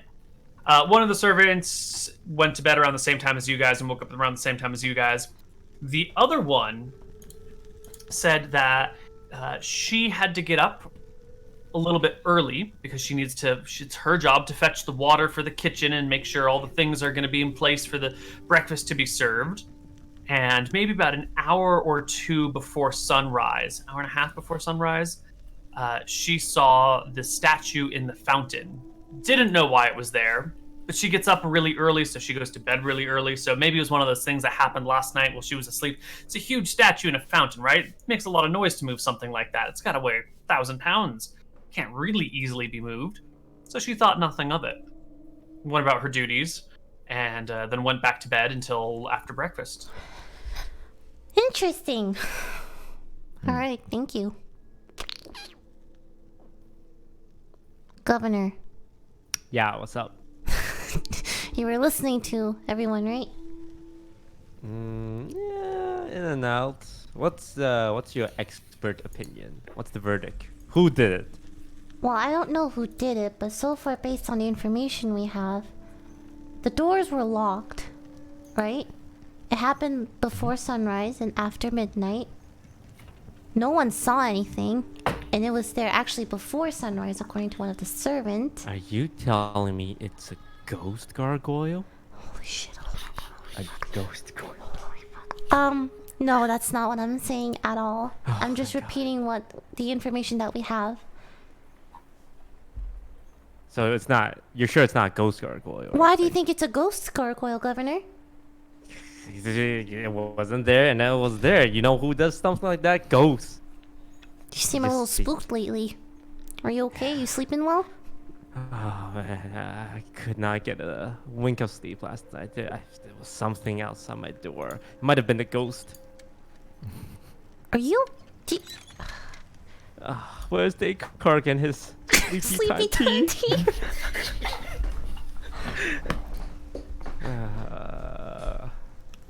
You know what? I'm gonna go through his possession. Maybe he had some left. All right. Okay. You just keep investigating. Okay. Look, I'm gonna turn to Potato. Do you have any ideas of your own? Well, we sort of know the timing, but I don't think we got too much out of it. The only problem is if they sneak another one in the same way. We wouldn't want this to happen again, because it's the last time someone died, so maybe we should position guards. Who has watch. access to this place? Like, who has the keys? Neil? To the building? Yeah. So the governor will have a pair of keys on him at all times, and there's probably so the front doors don't really like key lock. They have bars that get set down over the front of them. So the front door doesn't have a lock. It just has like bars that hold in place on the back. And then I guess each of you has a copy of a key to your rooms. The governor would have a master key that can open everyone's rooms. The servants might have a key to open your rooms if they need to like go in and clean stuff. Yeah, but there's no like key for the front door. It's just big bars. When we fought the gargoyle, it couldn't fly, right? Or did it? Like, I remember it trying to jump up to the roof, but it never like flew. It didn't fly, but it did scramble up onto the roof pretty well. That's true. So it could have come alive and then. Oh god, It would I have don't made know. a lot of noises. It would have made so much noise, yeah. Guys, it's a mystery. Let's not distract ourselves from the true goal, which is making money from avocados. Yes, of course, the avocados, Governor. Despite the fact that Maybe we can put Lily to work. You know, I'm sure. With a violent tendency, she's good at. Gonna make Lily pick avocados?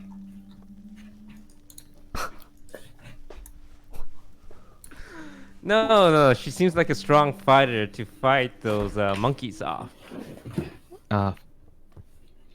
Okay. Whatever you say, Governor.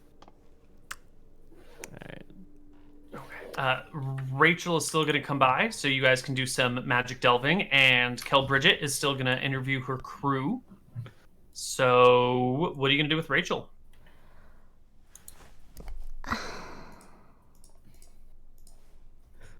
Can I talk to her one more time? Fuck, I don't know who else to talk to. Yeah, I want to talk to her one more time. Okay. I'm gonna tell her all I've learned and ask her if she has any information or ideas on how a gargoyle can magically come to life in the middle of the day without anyone seeing it come in or come out.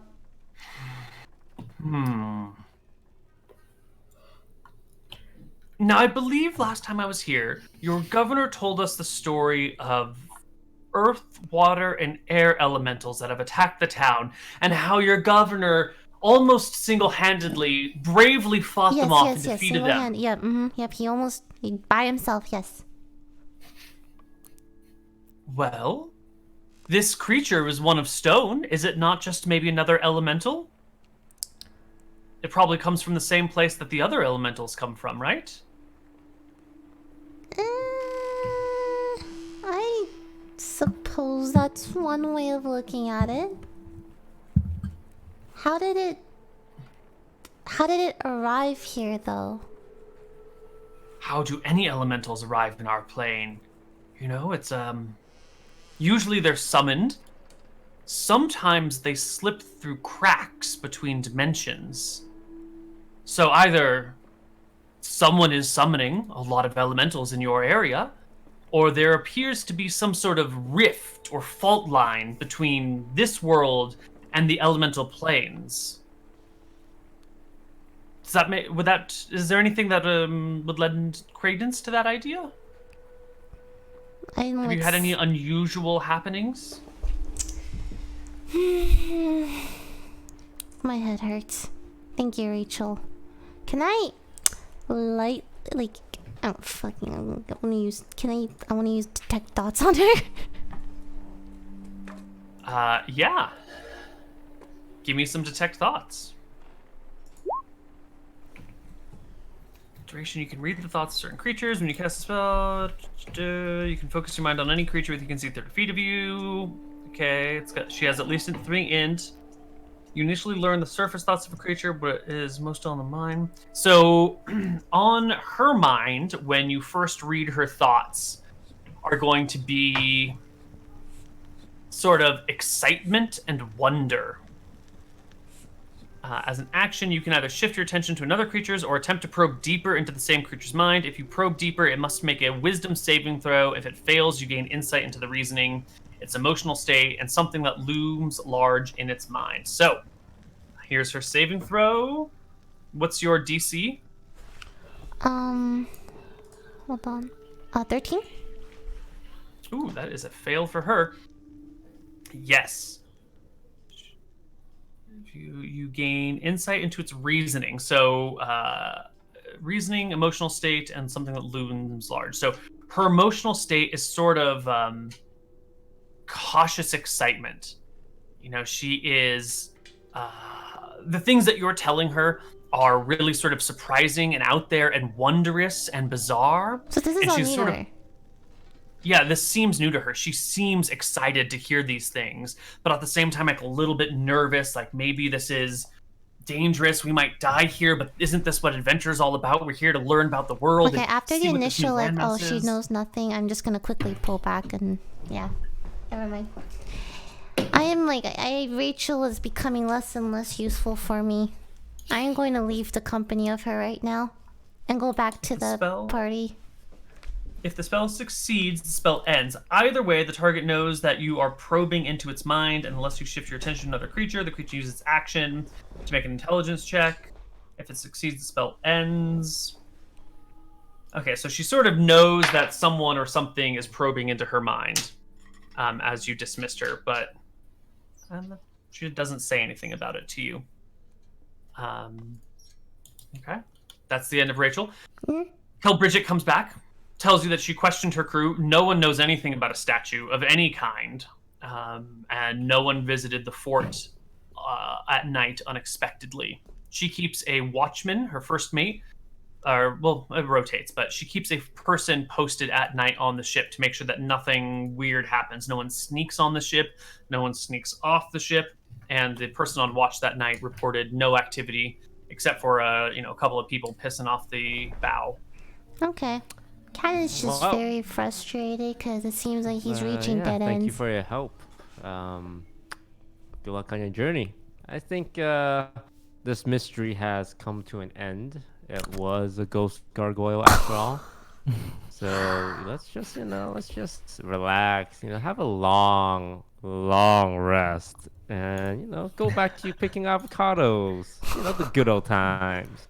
Good. Well, then I'll take my ship in the morning, and we will sail west round the point, and see what we can see. All right. Come back whenever. It would be my pleasure, she says. Yeah, it would. All right. Well, party, the world is your oyster once again. There are no imminent threats. You guys can rest and heal. You're mostly healed up, although you're still lacking some spells. Your guards a few of them are still healing. What would you like to do? Where do you want to go? Where do you want to go? Is it a long rest? Can we do a long rest? That'll be a week. If you would like to take a week, you can absolutely take a week. Yeah, let's just take a week off. I'm grieving the death of my medicinal advisor. I'm not at a place to explore. Okay. Excellent. Can I get perception checks from... Wait, actually, hold on. Right before we do that, what are you guys going to do about Lily? Hey guys. Are you going to bring her into the fold? Are you going to kick her out into town? Are you going to banish her from town? Will you recruit her because she's a big, tough warrior with a lot of HP and will never die? What's your plan? Cannon wants to use Lily as a tank. Potato also likes this idea after he nearly died in our last engagement. Cannon also died, and thinks it's a good idea to have someone a little tanky in front of them from now on. She has nowhere else to go. Her family's dead. She's kind of washed up here. What is she gonna do? Swim? Alright, I assign a combat instructor for Lily. Our most reliable swordsman, David, will be a tutor, and you will report to him. Is that acceptable? And you get to fight monsters, which I'm sure you would love. Of course. I need my weapons, though. What kind of weapons do you use, Lily? They were washed up on shore next to me, correct? Yes. Now they're brought to you? They have been brought to the governor by Kelbridget. Well, if I'm to train with David and not Potato, I'm gonna need my great axe, my 4 javelins, and my great club. That's a lot of weapons. That's a lot of great weapons. Yeah, they are. All thought you said washed you up didn't- right next to me. I thought you said you didn't like violence. Those are pretty violent weapons. I need to defend myself against the other orcs, or else I would have died. I see. Yes. So as much as I hate it, I have like 6 weapons on me at all times. Alright, return her possessions. Returned. All right, and you can train with David, one of the fighters here in town. Hey. The most revered fighter in town? Sounds good to me. The great David. Will be good to train with the captain of the guard. Now I would like perception checks from everybody in the party, please and thank you. Doesn't make sense. Why are you just taking a long rest? We don't even perceive anything. I perceive something. 4. Someone perceives Oh. something. So Potato's Lily very doesn't really notice anything. It's all brand new to you here, Lily. You can't tell if something's out of place because you can't tell what's in place. Governor Daffodil, during your week of downtime, when you're hanging out at the Sand Shark, you overhear a couple of the muckers, the people who go around in the lagoon, in the slough, and like find things to just kind of like wade in the gross water and pull fish and clams and whatnot out. You hear a couple of them talk about a section of the slough that seems to be deeper than it used to be. And they're just kind of shooting the shit about whether this is a natural thing or an unnatural thing. But like out towards the middle of the slough, it got a lot deeper. It only used to come up to here. Now it's coming up to like here on me. I can't even walk across the whole thing now. I don't know what's going on. What in tarnations happened here? And that's sort of them chatting back and forth. LilyPichu, during your week of downtime, you'll notice on the horizon to the north, behind the San Ynez Mountains, there are large and dark storm clouds that never seem to quite make it over the mountains and never seem to quite dissipate. And you don't hear any thunder or see any lightning, but there's these like dark clouds that have been looming on the other side of the mountains for days. And Captain Potato with the 22 perception. What do you notice? So you're taking a visit to the bitumen mine one of these days, just stretching your legs, walking around. When you come across this bitumen, asphalt, same, mine, there's clear sign of damage here. Not damage from the first earth elemental and the mephits that flew around, but newer damage. And the workers here at the mine seem to kind of have dismissed it as like, someone stacked these things wrong and a rope broke and it all kind of fell down and broke out. And they don't seem to worry about it too much.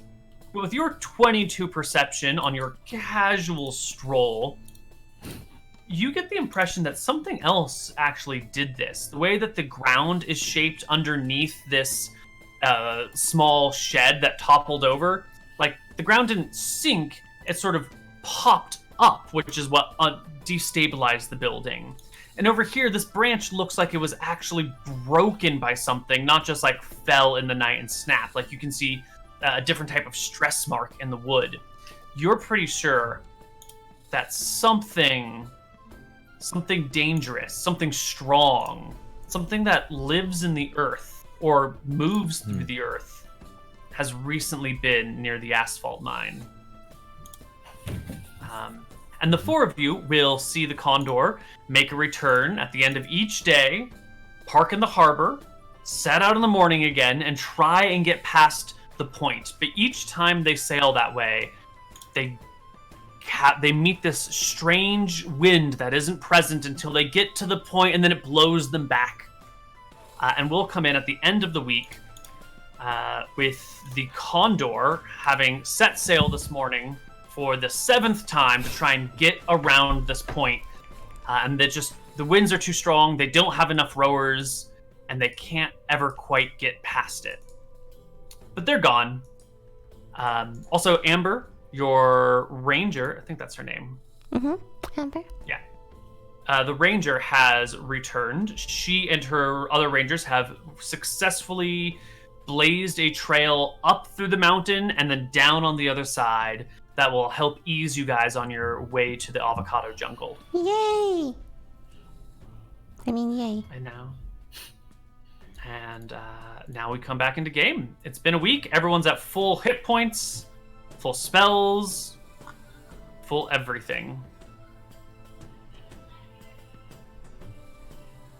What do you guys want to do? So, anything to report, Potato or Cannon? I was walking by the mine, and it looked like there was a creature that may have passed through there. It didn't hurt anyone though, so maybe it's harmless. Creature? Oh, that's interesting. What about you, Cannon? There's some storm clouds in the distance. I also think it's quite weird how every time the Condor sets sail, it gets pushed back again and again and again. I don't think there's anything weird about that because you see, the captain and I have a special connection, and I know she's just coming up with excuses to see me every day, and it does warm my heart. Don't you think it's a little weird? The elementals, we haven't exactly figured out any of these mysteries yet. Well, it's been a week and there's been no elemental attacks. I think it was just a fluke. Potato, this creature, do you know what it might be? Not sure, but based on the traces it left behind, it's definitely very powerful. And might have earth abilities, possibly. Ooh, earth ability, like an elemental. Wow, Potato, you rolled the highest perception, so I think you're onto the biggest clue here. Could be a good opportunity to put our new recruit to the test. Do you think she's Alright. ready? Yes, we should ask David how the training's going. Then we can get an assessment of how powerful they are, too. All right. David, do you think this creature is ready for combat? Why do you keep calling her a Try creature? this creature. I believe the creature was the thing at the mines. No, I'm talking about the half-orc. No, you're talking about the oh, creature at the mine. Governor, it's in our best interest to keep her in good spirits so we can use her as a tank. Right. Sorry, I meant creature at the mine. The cannon said I misspoke.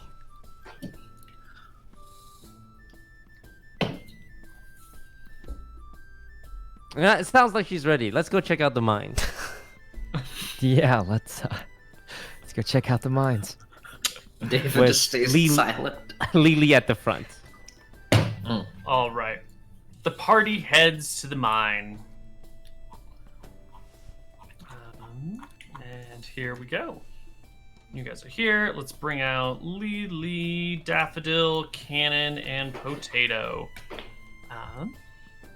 You arrive at the mines. There are workers about. I'm not going to bother putting them on the map because there's too many of them. But they're all hanging about. It's their lunch break, I suppose, when you come over. And some of them stand up and take their hats off and give like a nod towards the governor. Others remain seated and ignore you guys entirely. What would you like to do? Let's question some of these workers about the damages. So can we ask around? These damages look unusual. Can you explain what happened? The foreman shrugs. I don't know. You don't know? Huh. I mean, look, it's a mine, right? We see these logs, he says, pointing to these things. We chop these up and use them to create supports to help, strut the mine. But some of them fell down. Some jackass, he says, looking around at no one in particular, must have tied his ropes wrong. He must have tied a slip knot instead of a double boiling. It's just lazy, sloppy workers around here. Sorry, Governor. The weather's so nice all the time. I feel like my crew has sort of forgotten what it's like forgotten what hard work is like. I find them lollygagging about. And they keep smoking some weird stuff. It smells like a cross between skunk and sage. I don't know. Makes them lazy all day. And the mine itself, is there anything, any damages or weird things happening down there?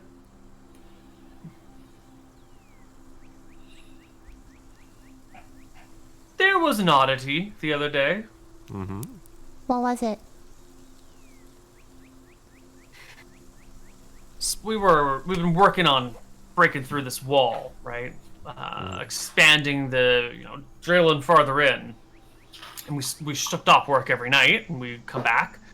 And one morning, like 4 days ago, when we came back, the wall that we had been working on wasn't solid. It had like crumbled in the night. Now, granted, we'd been hitting it pretty hard with some stuff and working on it. We had drilled some shafts into it to help ease it.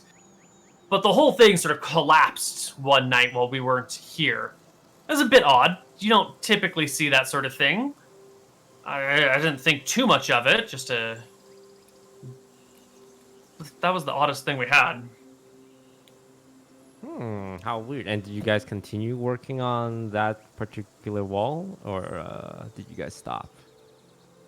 Yeah, well, we cleared it all out, separated the asphalt that we needed, hauled it up in barrels, cleared the rest of the rubble, deposited it over that hill, yonder hill, and we haven't actually had to expand it out any farther yet because the depth of the collapse was so great. We've just been spending the last few days pulling that stuff out and working on it. Plus, we're also, working in other areas that we have a broad approach, follow all the veins at the same time.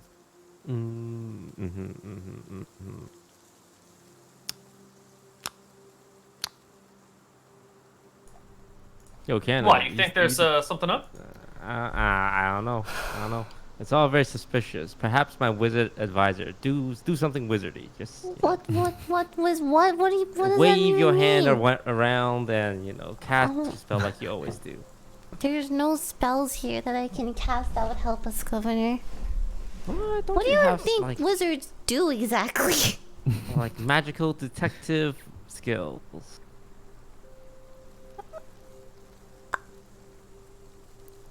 I'm going to cast detect magic as a ritual for 10 minutes to show the governor Okay. I'm doing something wizardry. Yeah, you'd cast detect magic and scan about. I don't think anyone here has anything magical. Nope, no magic up here on the surface. Totally fine. He said on the surface. Perhaps we should investigate the cave-in that they Guys just want to go cleaned in out the for mine us. again? Alright, let's send Lily first. Lily will go in the mine. Okay.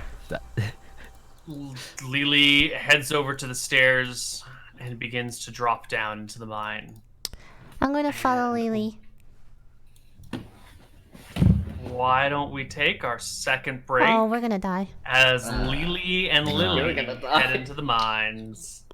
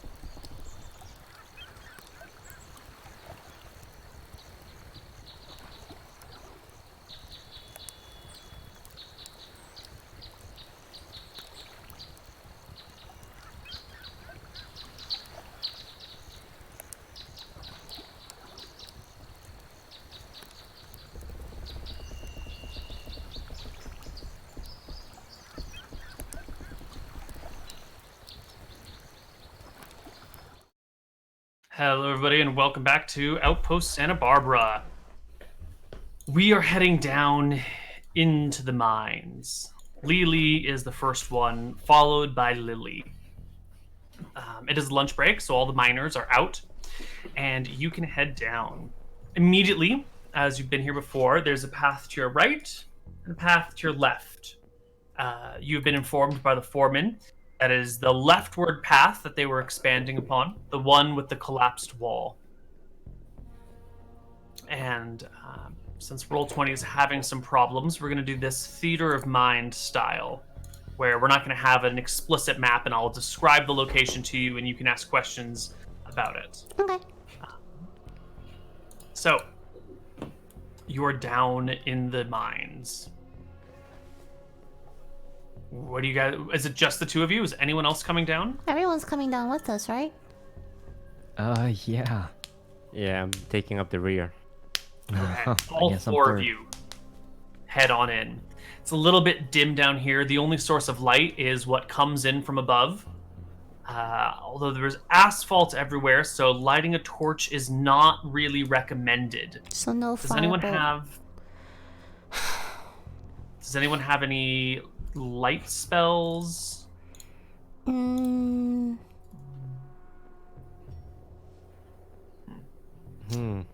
is in my explorer's pack? Does prestidigitation count as a light spell? It does not. Alright, cool. Well, At least Lily has dark vision, right? I do have dark vision. I also am a half elf, so I can see in the Sorry, dark. the two of you will have dark vision. You can see in this dim light as if it were regular light. The others are going to have to follow behind you, and once you go around a couple of curves, they'll be in total darkness. Ah, Let's do that thing where we put our hands on the shoulders of the person in front of us. Okay. The path is maybe 10 to 15 feet wide as you progress down the left side, twisting one turn, turning again, until you come to an unfamiliar area. You've been in these mines before. As a governor, it's your job to keep an eye on things, so during your downtime, you tend to take a look at the stuff.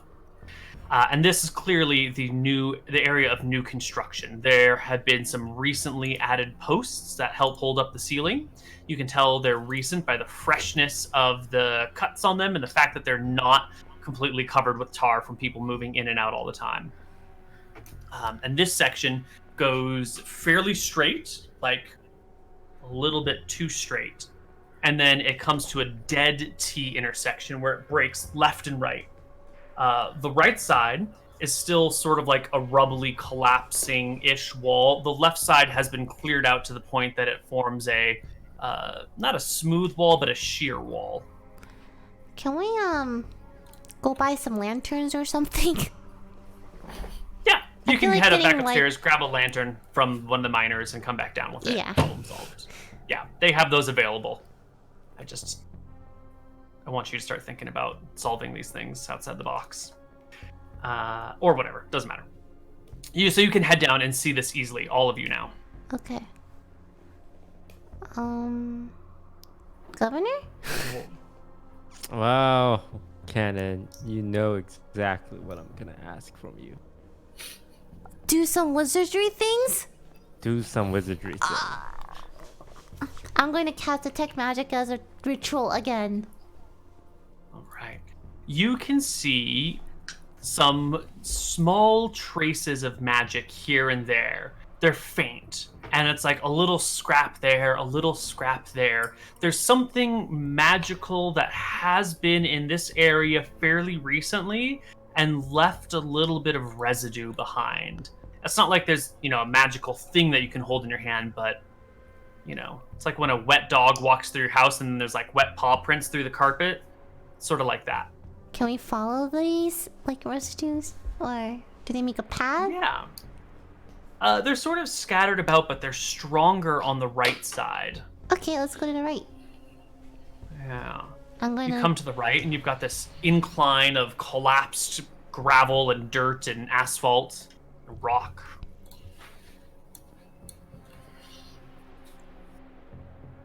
Wait, I'm confused. We go to the right and an incline of rocks? Here, I'm gonna give you a side view of what I'm talking about. Okay. So if we are looking as a player character might, you've got like a wall here, and there's like the path that leads before you. Oh no, I can't draw perspectives. This doesn't make any sense. Okay, we're gonna do a top-down view. So we've got a path like this. So you've come from over here. You're heading in this direction. Mm-hmm. And this area right here is the newish released part, Uh-huh. the newishly dug in area. To the right, this top section here is all sort of caved in, like there's a slope of rock, like the whole area kind of collapsed and fell, which leaves it at an angle. And that's where and it's over in that's yeah, where that's where the stronger source of magic comes from. There's still some heading down this way, but it's not a lot. Okay. Well, I tell Governor what I found. But there's not much we can do. It's just rocks. Unless you want to like pick apart each rock and see what's underneath it. Let's go get a pickaxe from the foreman upstairs, or the workers upstairs. Alright, and I hand it to Lily. And I say, excavate this area. The part with the magic. Excavate this area what? Excavate this area. Excavate this area what? With the magic. With the magic. There's magic here. Candace said there's Governor, say magic. please. Governor. Please. Okay, yes. I beat the shit out of the rocks. Just fucking That you non-stop, back and forth. Here. Give me an This rock. athletics check. I hit this rock. Athletics check. Well, I thought you're supposed to be strong. Lily's in the dim darkness is Well, kind of yeah. giving it. Knowing that Governor gave a half-assed please, she's doing a half-assed job. Mm. Makes Of course, sense. Of course. All right. Well, it takes a while. You guys are down here for a couple of hours as the half-orc grunts and labors, hacking into the wall, trying to dig into something. When you reach the back end of the wall and give it one good thwap with your pickaxe, and the wall begins to collapse away from you in the opposite direction of where you are. So there's a path? Yes, and through that path streams bright light, very bright light. What is it? It's What is gold, it? What is it? we're What is it? What rich. is it? It is the outside. Huh. You've knocked down a wall that leads into this other little pool of water, this other little sloughy area. I'm not actually quite sure the right technical term for this. Here is an old map of this is an old real world map of the area that you're in. This right here is the harbor that you guys have used. This is the slough. Your town is actually going to be like right over in this spot. Your fort is like right over here-ish. And the mine is right over here-ish, something like that.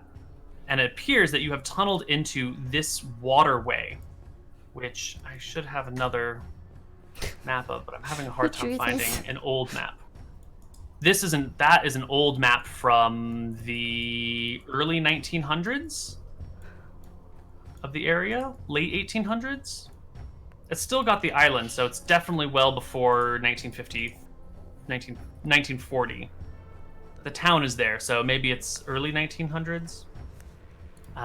There is like another, not a slough, but like a series of ponds that hang out on the edge of your town, not your town, of your area. Can we step outside? And right there, yeah, you can push through it. It's like a small crack as the earth falls away, and you can clear it and push out and step out into the lagoon, I think is what we're gonna call it. And it's just outside now. It's just outside, by the lagoon, by the waterway.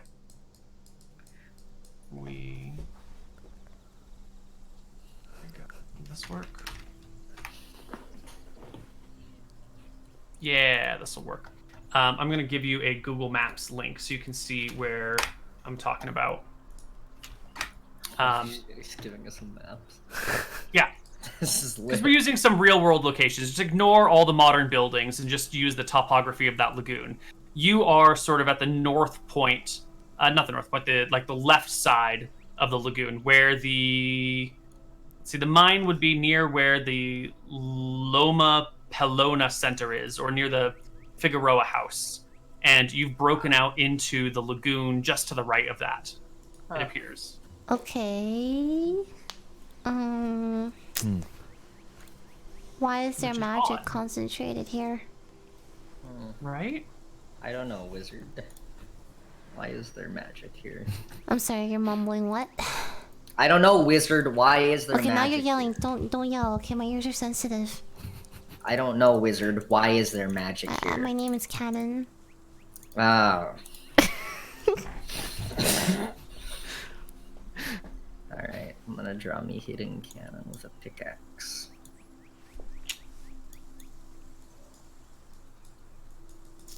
Governor? Well, that's the right path. Oh, sorry. Go ahead. Yes. Yeah. Seems it's just the path that leads to the lagoon. Oh, well, where does the magic residue lead to? I'm unsure why there is such a concentration of magic here. Is it coming But from is the it- rocks? Is it coming from the path? lagoon? Is it coming from the lagoon? No, it's not coming from the lagoon. You can take 10 more minutes to cast I'm gonna Detect cast Magic it as a again. ritual Yeah, again. as a ritual. Yeah, the lagoon seems devoid of any magic. There's a couple of swans floating around in the lagoon, leading a pack of goslings? What's the baby form of swan? Baby swans. Swanettes. Swanettes? Yeah, Sure. swanettes. So where is it coming from?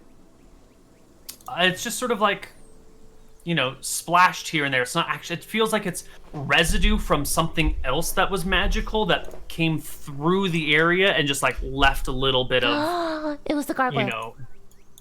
dirt on the side or something. It was some kind of elemental. It was something.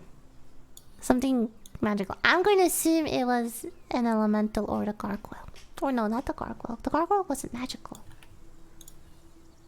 An elemental? Maybe? You know what? Let's see if we can attract the elemental out of hiding. Is that a good idea? I use minor illusion to create a giant, super loud noise of angry wind elemental, because since I've heard it, I can recreate it. Ooh, the sound of an angry wind elemental. We're gonna die. That is an interesting decision. Where are you when you create this sound effect? At the lip of the cave opening, overlooking the lagoon. So it's towards the outside world. Okay. Okay. I like this. This is clever. Where are my dice?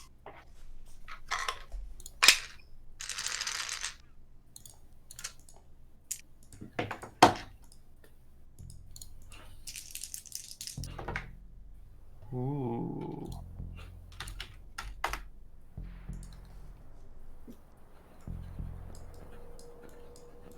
Is that the monster manual you're... No. With the statistics Definitely of all not. monsters in Dungeons and Dragons? No. That's somewhere over there. Don't worry about that. Ah, got it. Yeah, it's definitely not the book of my hand. I don't remember this tense boss music playing. That's the lagoon. That's for the swans. You good? You looking up the stats of the swanlings? Yeah. From deep within the earth, you hear a rumbling response, and a little bit of dust falls from the ceilings as the ground shakes with the vibrations of... Is that another elemental calling back to you? Oh. Or maybe it's just an earthquake. Who knows? It could be anything. Right? The DM lies all the time. Can you really trust anything I tell you? Nope. Wow, I switched to making the noise of an earth elemental from the first time we met one. Maybe the rumbling will respond better to it. We're outside the cave now, right? Or The lip of mine? it. Yeah. Right on that border. What is that? Sum 213?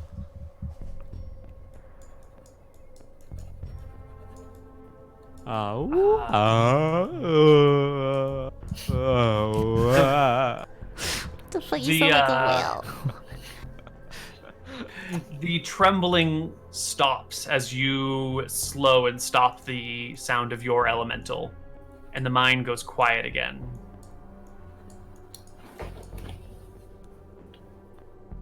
Okay, I do it, but this time as a water elemental. Bloop, bloop, bloop, bloop, bloop, bloop, bloop, bloop, bloop.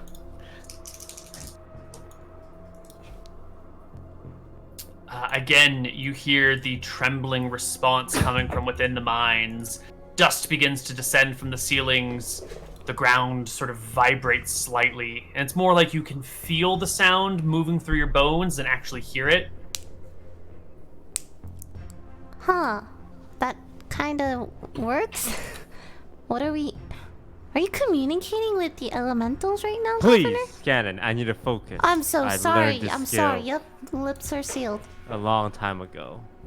I want to look good in front of them, so I need this to work. So I just cycle between the three. I try and combine the three elementals into one really abomination of an elemental noise.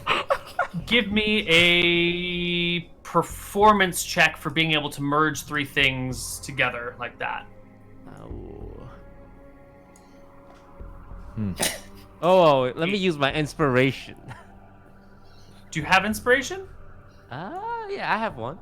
It's all right. It's turned on. Okay. Okay, well then turn it off, please. Okay, Yeah, turned off. you merge the sounds together, and the mind goes quiet. Very quiet. And then it begins to tremble in a different way. It's less frequent, but stronger trembling. Instead of sort of like the vibrations of noise, this is more of like the trembling of movement. Oh, and you have actor. Oh, perfect. Yeah, that works great. Something in the mine is moving. Do you want to go back in? I don't know if I want to go back in. Can we just like peer inside, see what's going on from a safe distance? Well, it's really bright outside and it's very dark inside, so no, you can't peer in from a distance. You would have to be like right at the mouth of the mine and sort of try and block the light from the outside to see in. Well, let's peer Yeah, I've been inside. projecting my voice outside. Can I project it inside the mine now? Sure. Alright. I do that with my triple elemental voice. Can I? The Okay. no, I just want to hear what that sounds like. I'm so curious.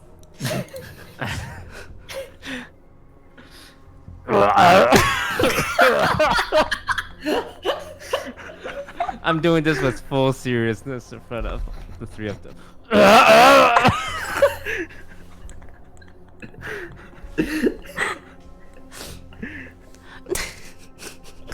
Is there a response? There is a light, warm breeze that seems to flow from within the mine out towards you. Well, guys, I'm out of idea. Let's just go back up the mine shaft. It's a fucking fire elemental, isn't it? There's some kind of... I'm scared. Guys. If there was an elemental, he would have responded to my amazing, eloquent elemental speech. This is true. Of course, Governor. I start walking back towards the mine and up the stairs. Back towards, like, heading back into the mine? Yeah, into the mine. Wait, can Lily still walk first?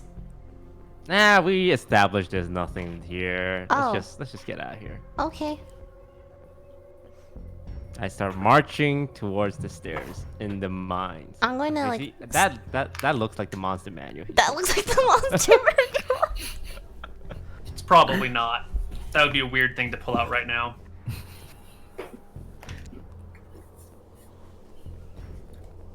Excellent. You step into the mine.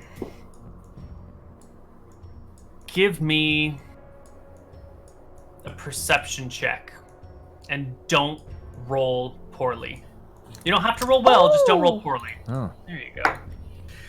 As your eyes adjust to the light, you see before you a creature made of earth. It is broken, it's rocky, it's covered with asphalt and tar all over it. It has dark holes where there ought to be eyes. A flat head on top that sort of spikes up to the sides. Two arm-shaped appendages, really it's just like blocks of stone on either side as it comes straight for you. I need everybody in the party to roll me initiative, unless the governor wants to keep this to himself. no, I'm good. I'm good. How do You're I good? roll initiative? Yeah, I'm good. There's no token. I will need your character. I will bring you... Okay, this map is... We're going to move away from this map. No, it's fine. It's Are fine. you We'll do sure? the battle theater of mine, too. It's a beautiful picture here. Thank you. Lily, Daffodil, Cannon, Potato. And... something else. That's not Gargoyle. How did you get the name Gargoyle? What is this nonsense? Oh, wait. Ah, fuck you guys. Ooh.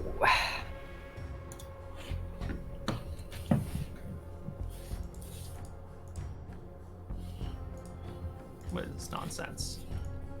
Roll 20. Freaking crazy, man. There we go.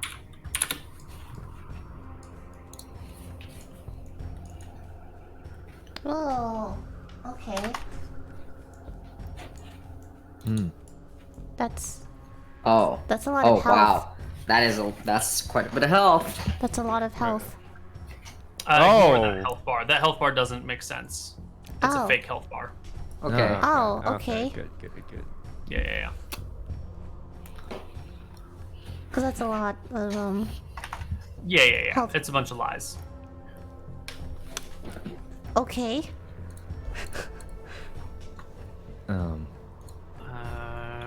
Did we get the right things? We did get the right things. Here we go.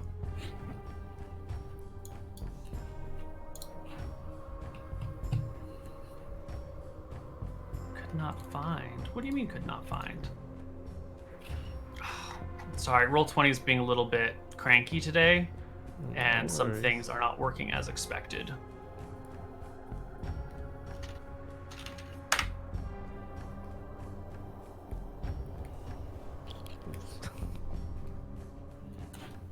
There we go. That is the correct bar. Okay. It's a big All right. bar. Yeah, it's fine. It's fine, right? It's totally fine. And our creature will roll slowly, and we're still missing one person. Governor, did you roll initiative? He rolled a 9. 9.14. Okay, we'll add you to the initiative order. 9.14. There we go. So, Potato, you are the first one up. The governor lets you know that there is a monster inside as he is entering through that slight passageway that leads in. Remember how I described you had to like kind of push and crawl your way through it a little bit? Maybe not crawl, but like there's a tight space. It's really only big enough for one, and the governor's inside of it when he lets you know about the beast within.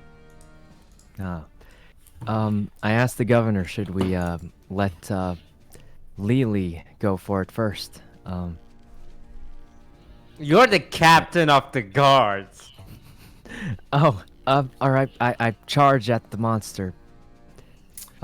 and How attack are it. you gonna? You're gonna have to push the governor aside or pull him out. Which was it? Do you push him in? Do you pull him out? Oh, I pull him out. I wouldn't want him to get injured. All right. You pull the governor with one hand, kind of tossing him out of the mine. Squeeze in through the tight area. Push just past of him, coming face to face with this creature, which basically takes up the entirety of the mine shaft. Go ahead and make your attack. I attack it with my sword. Swords with an S. Oh my! Wow. You're offhand. The first attack just scrapes against rock, sending a shower of sparks everywhere. Not lighting anything on fire yet. Maybe the next shower will. Doing 0 damage, but your second short sword finds a soft spot where the asphalt is and slides into the hilt, doing what should be 15 damage, but is not. It is only 7 damage. Potato thinks that's he needs new weapons because everything resists his damage. Yeah, thank God we're all physical damage. Cannonball. I'm gonna use magic missile. You blast it for 9 points of damage by appearing just. You got to get like right up to the entrance in order to see the creature well enough to hit it. Yeah. Which you do, and you can take a few steps back, but you're still going to be like right up next to the entrance. Got it. Lee. Lily notices Potato's bravery and sprints up right beside him, spitting on the governor as she scurries up the hole. There is but room for one right now in that tight entrance against the creature. And it is currently occupied by the Great Poe. Or Toad, Well- depending on who he introduces himself as. Okay. Alright. Well, Lily pokes at the... What is the space like? It's... So think about like a narrow crevice where the... on either side is sort of like a landslide. Like how do we describe it? So there's a tunnel that comes through, and then the wall and everything sort of collapses, forming like a slope on either side of this one area. And there's a small gap, maybe about yay wide, like 2.5 feet wide by like 5 feet tall, where you can squeeze from the outside to the inside. And then once you're inside, it begins to open a little bit wider, but there's still like this narrow opening. And it's through that narrow opening, just on the inside, where Potato is fighting this large monster that's filling up the rest of the space beyond him. I see. Yeah, so there's like a bit of a slope, and then a hole, and then a slope. Okay, well, from the hole in the top, I will chuck one of my javelins at the creature. Excellent. Throw me a javelin. 15 will hurl over Potato's head and hit the rock and just bink, fall to the ground. Cool. Wait, 15's not enough? Okay. Wow. Alright. Mayor Daffodil, you've just been thrown out of this hole by the captain of your guard. I remember that. And noticing that there's not enough room for all of us, I attempt to make the creature run away with dissonant whisper. Ooh. So Go ahead and we might have throw it. more room. Yeah. Fuck off. Um, Oh, let's go. Whispers. Wisdom saving throw for our Earth Elemental. He passes with flying colors, taking half of this damage. It's a rock. It is a rock. It is a rock who rolls a natural 19 on a saving throw. Can't do anything about that. So he will take 4 points of damage. And passing a saving throw, I don't think he needs to flee either. Okay, and I also use my bonus action to give Potato Bardic Inspiration. I want to inspire him. Excellent. We will give you a little bardic inspiration token here. Do. Remember, you can use it for combat. All right. The Earth Elemental takes its turn. The creature lumbers forward, taking each of its arms and bringing it together from either side on your body, because the arms are big enough, the hands are big enough that they'll reach more than just your face. The first one will roll a 25 to hit you, and the second will roll a 24 to hit you. crashing into the warrior's body, Uh, badly damaging you. The first damage is 15. What? And the second damage is 8. 8. Alright, really he's low dead. one. So I'm dead Oh. now. Are you Oh, at exactly 0? Yup. Holy shit. It brings you down with one pair of heavy Got blows. one-shotted. Uh-oh. all right. Well, there's space now that I'm incapacitated. right? Look. Potato, give me your first death saving throw. Oh.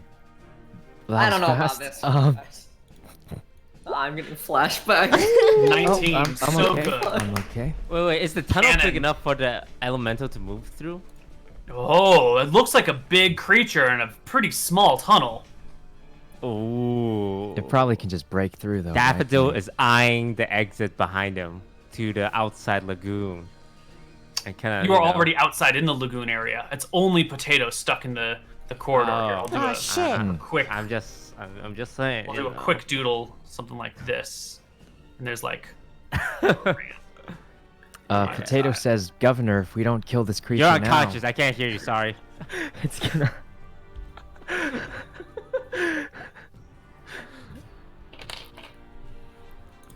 What are you gonna do, Cannon? It's your turn. we need to drag him out. Yes. How Yes, do we yes. drag him out? I'm like right outside the tunnel, right? Yeah. What do I have to like roll check saving throw? There's no whatever? check. You can just grab him and drag him. Yeah, I'd like to grab him and drag him, yeah. Okay. You go up, you grab him, you can move at half speed while dragging him. And you can drag him, since it only took 5 feet to get closer, so you can drag him up to like 25 feet away. I'm okay here. And I'm gonna step in front of him. Perfect. All right. Thanks. Lily. God, fuck fighting this thing. Holy shit. I thought you had so much HP that you'll never die. Oh, true. Yeah, I forgot about that. All right. What is Daffodil doing in this? Where are you? Oh, I'm in front of you, like one step behind the entrance. I see. Does it look like the monster is trying to pursue the downed Potato and Cannonball, or is it just kind of No. lurking in the cave? These rounds are so fast it's hard to tell. Ah, Especially without getting close enough to really see it, and you'd have to be like inside to do it.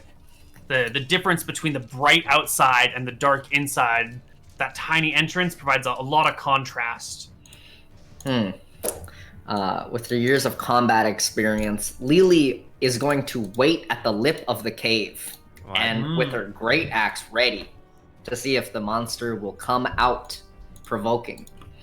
Excellent. Daffodil.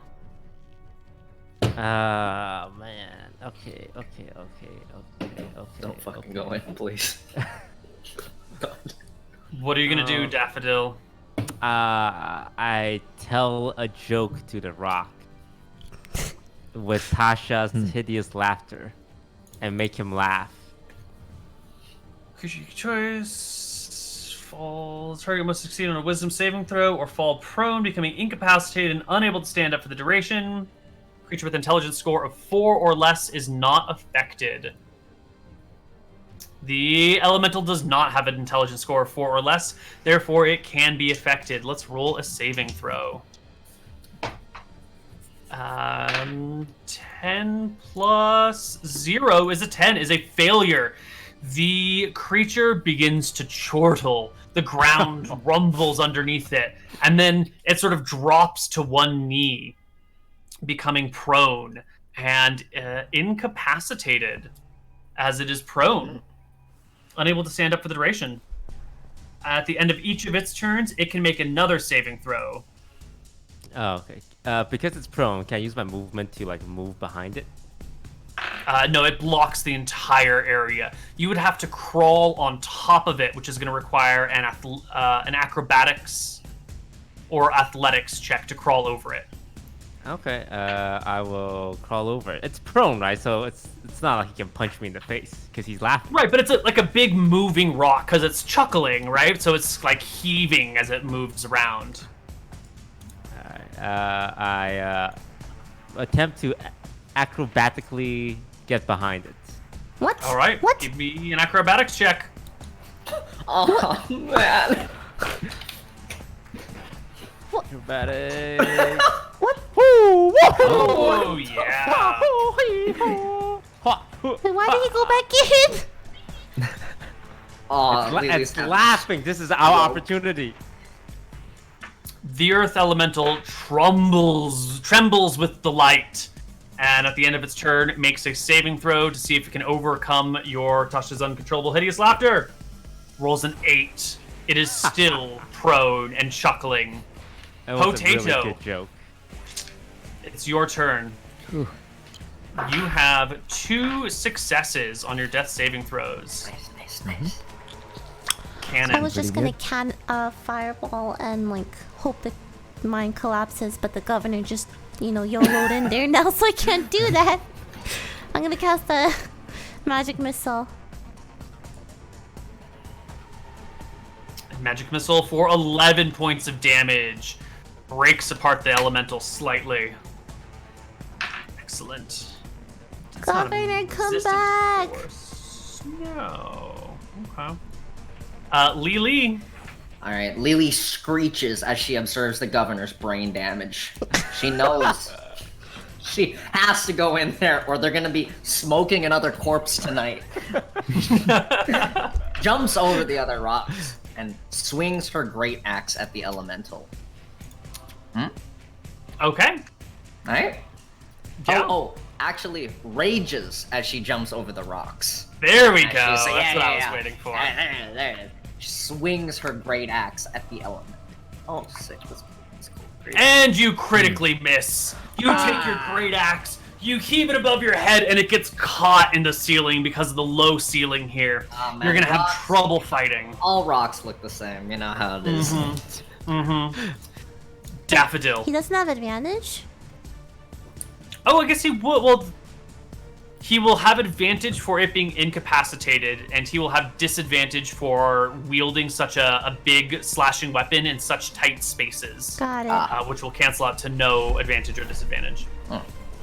Yeah. Daffodil. Yo, Cannon. Do rocks have weakness? In your wizardry experience, what counts as rock? Do I know this? Paper. Not Paper. magic, probably. Governor, just Anything else? That's all you got? That's all you got for me, wizard advisor?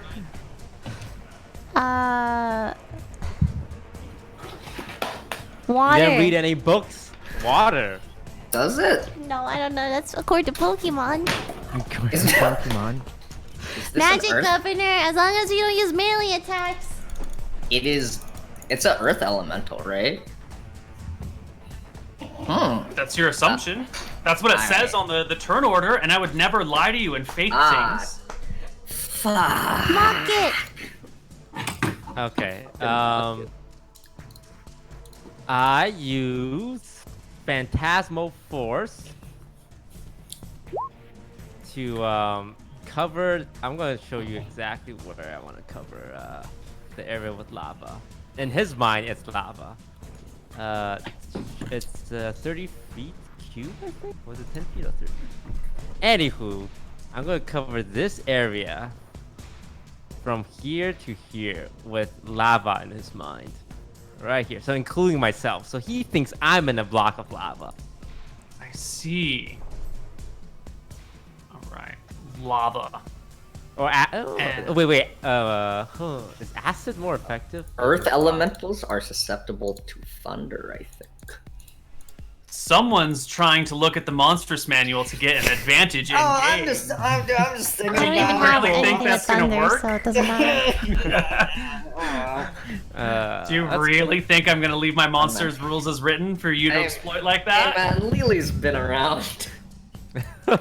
I'm gonna go with Wait, hang on. Let me just read this one more time. 10-foot cube.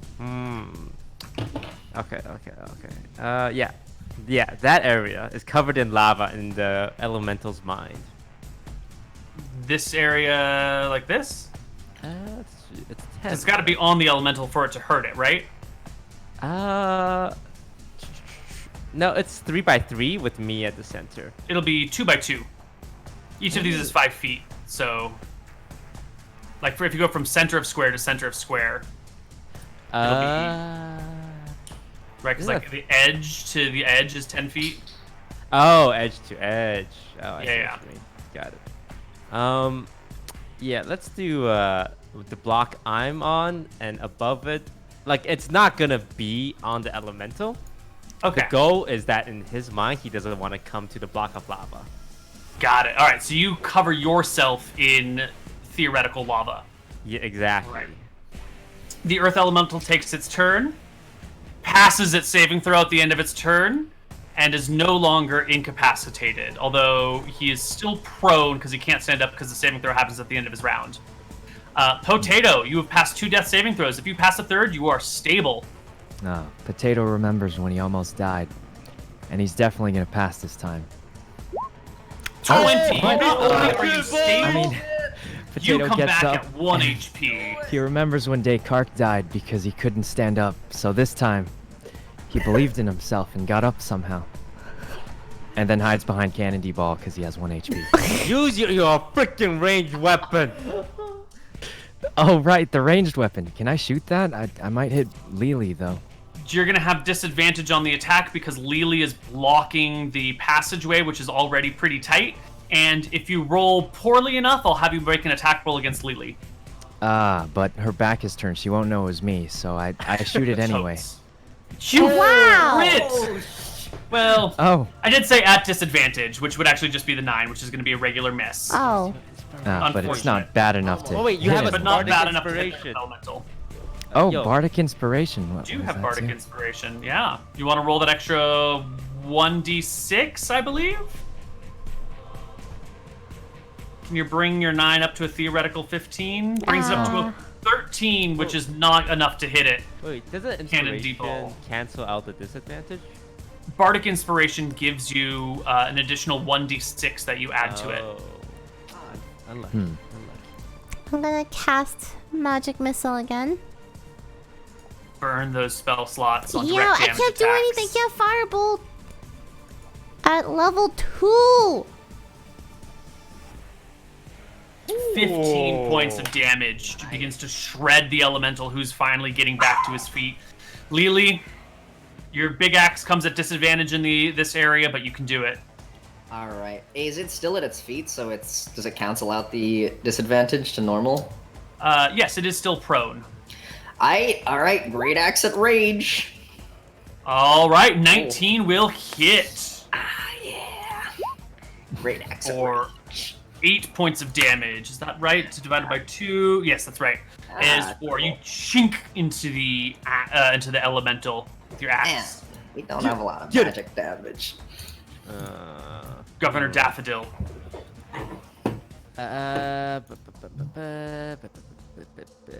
can I do? Like, how viciously mock it? With what words?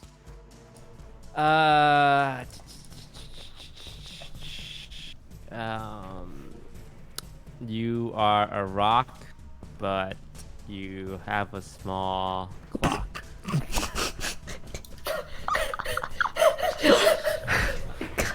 It makes its wisdom saving throw and Oh, fails. sorry. Let me. Roll me damage. 3 points of psychic damage. It's more of confusion damage than anything else. It's trying to figure out what you mean by that. And during that time, it like scratches its head, hurts itself, looks over at your pit of lava, and then looks back towards the half-orc with the axe, and decides to make 2 attacks against the half-orc with the axe. Come at me, loser. It Disadvantage will... from It's vicious disadvantage? Oh, from Vicious Mockery, right. So the first attack is a 17 to hit, and the second attack is a 24 to hit. Ah! Disadvantage. Not good enough, huh? Not good enough. That was with disadvantage. So it will hit you twice. The first one does 8 and 5 is 13 damage, but you're raging, so it's divided by 2, so you only Yes. take 6. Don't I... And Wait, the is that half to... Oh, okay, half okay. damage rounded down. Yeah. Alright. And the second attack deals to you 7 and 5 is 12 damage divided by 2. Is still going to be 6 as well. So you take a total of 12 points of damage as the Earth Elemental like crashes some rocks down upon your head and then slams a fist into you, hitting you square in the gut. Raging is I think awesome. your character I sheet fucking... not Oh shit, what is her... your Okay, AC, it right? is 12 Your AC damage. should be 15. There we go. Yeah, and you take 12. 12 damage. Okay, cool. So that's just me at 39. Wait, no. Fucking wrong one. 29. Ooh, yeah. That beefy boy. I fucking laugh. I laugh as it tickles my stomach. My parents hit me harder than that. Potato. Fuck. All right. Now that I'm back up, I run over to this area right outside the mouth of the cave. Then activate my special ability, Second Wind. That lets me heal a little bit. 5 and 3 is 8. 8. 3 And for level, then 5 for that. I pull out the last of my rock dust that I have, remembering that sometimes it helps us fight these monsters. And I look over at Lily, who is raging, and say, you want some dust? I say, shut the fuck up. I sit there with the dust in my hand in case she changes her mind, but my health is still fairly low, so I just stand there. Isn't it at like 9 now? Oh, nice. I take note of how useless Potato is once again.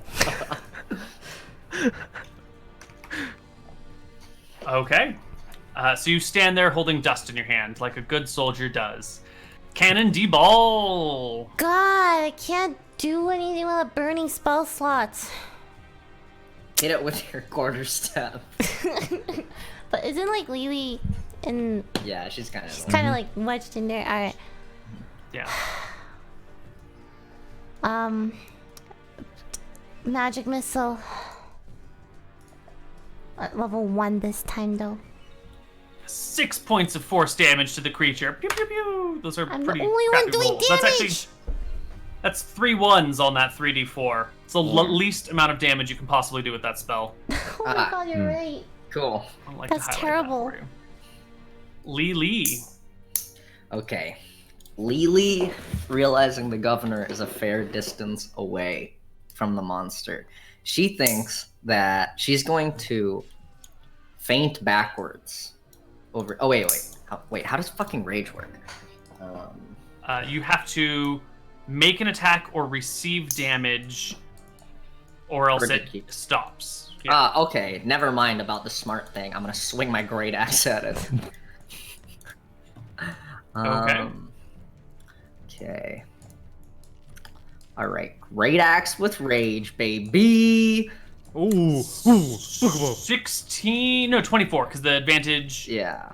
Right? Wait, Is so that... where? Hold on. You don't get advantage anymore, right? Because it's not prone. It stood up to attack you. So where do you get advantage from? This is where you How gotta do you use get your it? creativity.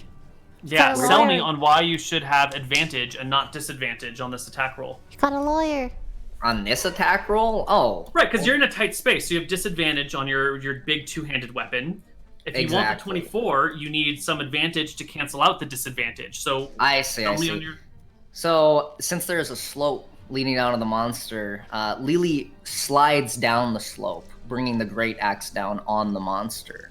That would sliding down, mean an attack you'll from end above. up in its square if you want to slide into an area where you're not going to be restricted by your axe. You're going to be like approaching the monster. You're going to give it an attack of opportunity as you like squeeze into its space. But then you'll be able to attack at full strength. Is that what you want?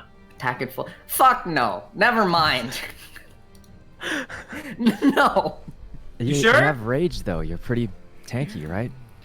it'll be able to hit me like 3 times, right? It'll get 1 attack at you.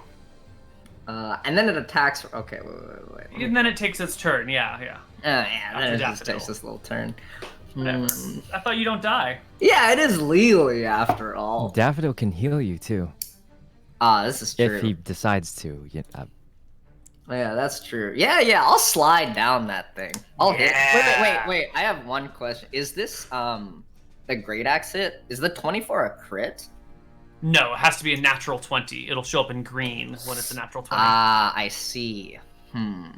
All right, so you slide in. I'll take it. Yeah. Let's slide in. Yeah. Oh, it actually misses you with its opportunity attack. It brings the fist down on where your body was as you slide in and thwap it with your great axe. Yeah, you for fucking loser. Ah, shit. 3 7 damage. points of damage. 3 damage. Wow. Woo! It's Wow. the loser now. That was Daffodil. a lot. Oh my god. No one does damage. Except for you. I don't have Only any spell magic slots user. left. Ah, shit. You're totally in the square now. I viciously mock it. 'Cause I All don't right. wanna die. It fails at saving throw, takes 1 point of psychic damage, still confused by your words. Has disadvantage on its next attack roll, and on its round, it will attempt to grapple the orc. Reaching down, give me an opposed athletics or acrobatics check. Lily. Athletics or acrobatics? All right. Fuck yeah, we'll give you an athletics check. You need to Oh, beat a yes. 14, and you do. Alright. Yeah, she's trying. So the earth elemental goes to grab you, and it takes one arm and starts to like wrap it around you, and you manage to slip out underneath it. And it brings another hand over here to like pick you up from the backside, and you manage to brace your axe against the incoming like fingers that extend out of what was just a solid rock a moment ago. Oh yeah. And keep it at bay. Potato. Now that the orc is sort of like wrestling and fighting with this elemental, and they're moving about in these squares, you have a clear shot. You no longer have disadvantage for Lily being in your way. Can I run in with like melee weapons or? Get in there, Yeah, potato. Totally. All right, potato And your runs short in. swords don't have disadvantage because they're nice small stabbing weapons. I sprinkle the dust on my sword, hoping it'll do something. All right, know, it'll like- take a bonus action to sprinkle the dust on your sword, so you'll only get the one attack, but you can do it. But then I activate my special ability, Action Surge, which lets me attack Ooh. 2 times anyway. Yeah, go for it. Oh. Yep. The dust might have gotten in my eyes when I sprinkled it on the sword. It's still there though. Yeah, I think you get, you sprinkle on the sword, you go to get in, and there's dust being kicked up, some rock comes into your face, your attacks are sort of like wasted trying to get in the right position. It's not really working out so well. Cannon ball. I take note of potato's incompetence yet again. I'm getting a little nervous. My magic is starting to deplete. While I use my last level 1 spell slot on Magic Missile. That thankfully can't miss. Cannonball taking down the Earth Elemental single-handedly. Lee, it is your turn. All right. Lily screeches as she tries to push the Earth Elemental back into the back 1 square, Ho! making more room for Sykkuno to enter. Fuck. Give me your acrobatics, or your athletics check to shove the Earth Elemental. Lily says. Ooh, that is a good roll. It rolls just slightly What the better. Fuck. It braces itself against the stones that is its home. It grunts and growls and resists your shove. Daffodil.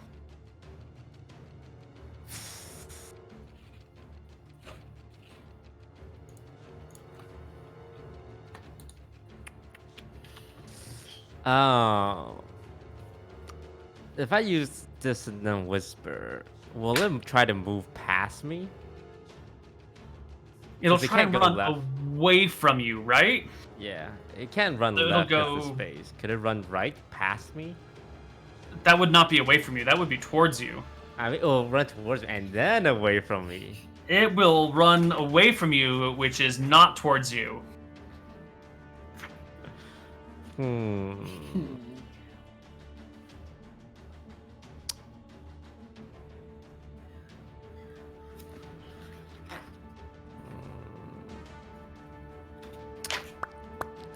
I viciously mock it. All right. It rolls an 11, which I think is a fail. Takes 2 psychic damage from your cutting words, and will once again. No, it's not going to try and grapple the orc. It's just going to bash the orc over the head. Alright. No, it will. It tries to grapple the orc with. Hold on, I should roll it over here. You have to make me another acrobatics or athletics check and beat this. Beat a 12. Bitch. Says Lily. I've rolled. It's really disappointing. Yeah, I see. I'm just Is it? Is it disappointing? a little Lily's, bit, yeah. Lily's a little strong, you know? Okay.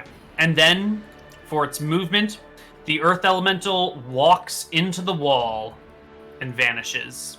What the fuck? Oh, you were trying It to just grab me in the Merges with the Earth What? and vanishes What? from sight. And we'll take our last break right here.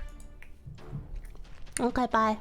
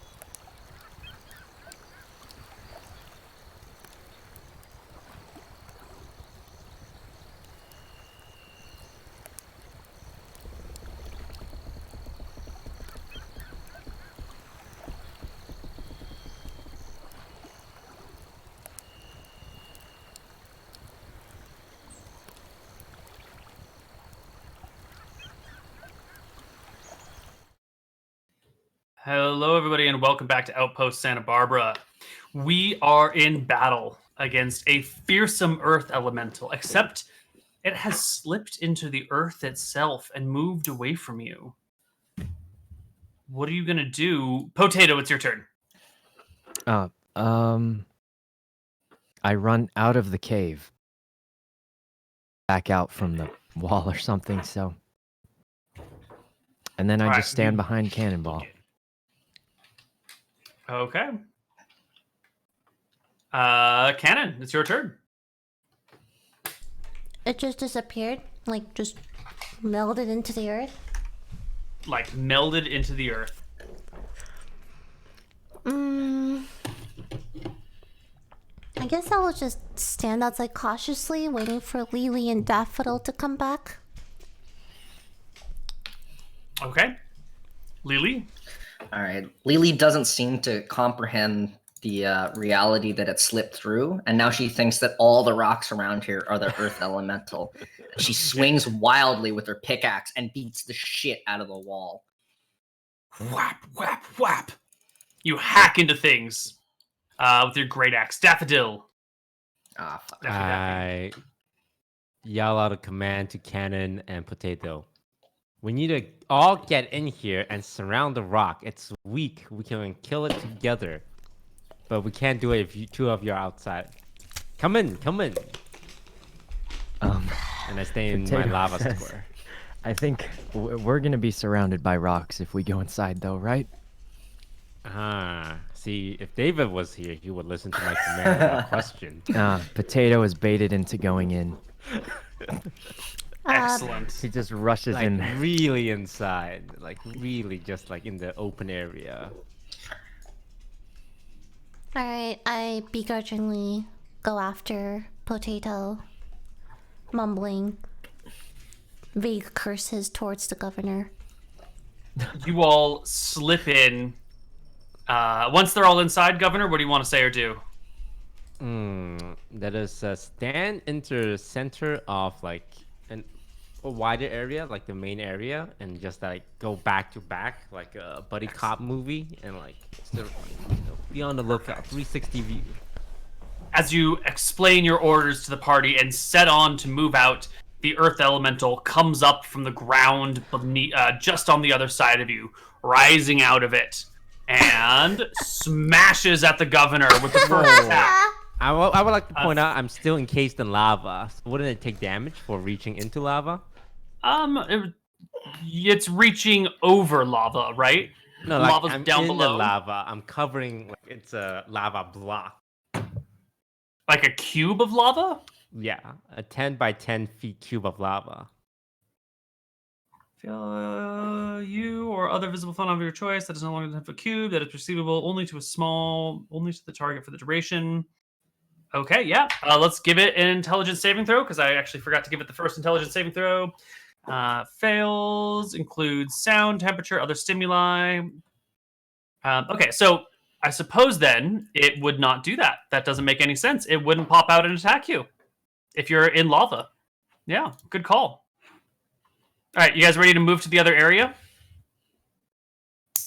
Are we? You guys move to the other area, just like the governor said. And then it pops out right in front of you. Huh. Yeah. Did not think things through. It will make its attack against you, which is a 2 + 8 is 10. And its second attack against you is a natural 20 + 8 is a critical hit. So the first blow comes in. It feints towards your head. You duck out of the way as the left hand comes and cracks you upside the face for full damage. 20 damage total in a single blow. In an effort to What? look brave, I say, "'Tis a scratch." And I say it wheezing. Blood Yes. coming out of your mouth. Potato, your governor is on the last legs. If you're ever going to redeem yourself in his eyes, now is the time. I look at him and see him dying.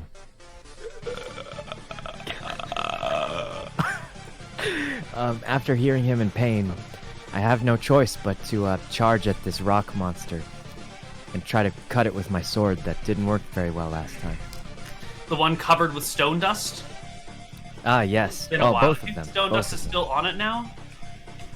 Honestly, I'm surprised that did anything at all, but maybe there's a small trace of it left on there. Maybe Of the it's a small dust. trace. Okay, give me an attack roll. The spit that Lily threw on me earlier made it stick a little bit to the... I don't know. Blood dripping from your forehead as you sprinkled it on probably helped as well. You roll a 10. You slash at the creature with your first sword. Your second sword is a critical That hit. was the one with the dust. That had the dust on it, yep. Okay, you plunge your sword into the earth elemental. Roll me damage. That is 11 points of damage, reduced by half down to 5. But it's covered in this earth and dust, right? Magic. Right, I sprinkled Magic it on. earth and dust. Yeah. You see, it seems to have the opposite effect. The sword slides into the creature, and the rock sort of hardens around the sword. The creature gains 5 HP, and your sword is stuck in its body. I made note of Sykkuno's increasing incompetent. Potato series of really action. needs to have a chat with the local blacksmith because his weapons always do half damage, and in this case it actually... Healing negative damage. Cannon. Potato has lost all faith in his weapons now. My turn? Yeah. Alright. Seeing that everyone else on my team is absolutely useless, I reach in for my last spell slot, my last level 2 spell slot, and cast Magic Missile. What are you gonna do for good luck here? Oh, Nope, fuck never you. mind. That's pretty You good, don't that's pretty fucking good. need it. Holy shit! That's 3 4s and a 2. That is almost as much damage as you can possibly do. You hit it for 18. Shredding Still the not creature. dead. It Holy fuck. loses rocks all over it as it begins to tremble before your might. Lee. What is further into the cave? Like past the monster? Past the monster is that T intersection that you guys came to. So to your left will be the way back to the front of the mine, and forward is that way that like was a sheer wall that has already been excavated. So are we like still in a cramped area, or is it a little more open now? It's a little more open. It's about 10 feet wide. Okay. So I can swing my great axe, right? Easily, but the problem is, you know, that you got these two suckers up in front of you blocking Slide your path. on in. Yeah. You know what? We'll give it a nice little swing at the creature. You're a giving little it an- swing. My point is that there's people, your allies are are in front of you, Are they fully preventing you. blocking? Yeah, you could squeeze with them, but that would give you disadvantage on attack rolls, and it would give the monster advantage to hit both of you. It'd be a terrible situation. All You right, can well switch then- places with the governor, but that would provoke an attack of opportunity from the monster. Against the governor or against me? Against you. Unless the governor wanted to... No, it'd have to be against you. He would have to have moved on his turn if he wanted to take it himself. All right. I'll swap places with the governor who's about to bleed to death. Ooh. Yeah, so you Yeah. can use your bonus action or something to like shove him out of the way and take his Yeah. place, which will provoke the attack of opportunity. It will roll a 17 against you for 11 and 7 is 19 damage. Oh my fucking god! Almost max. Oh, I take note of Lily's bravery in taking damage and pushing me to safety, and my Yeah. biases lessen on that day. All right, but here you are, Lily. You can make your great axe attack now. No disadvantage.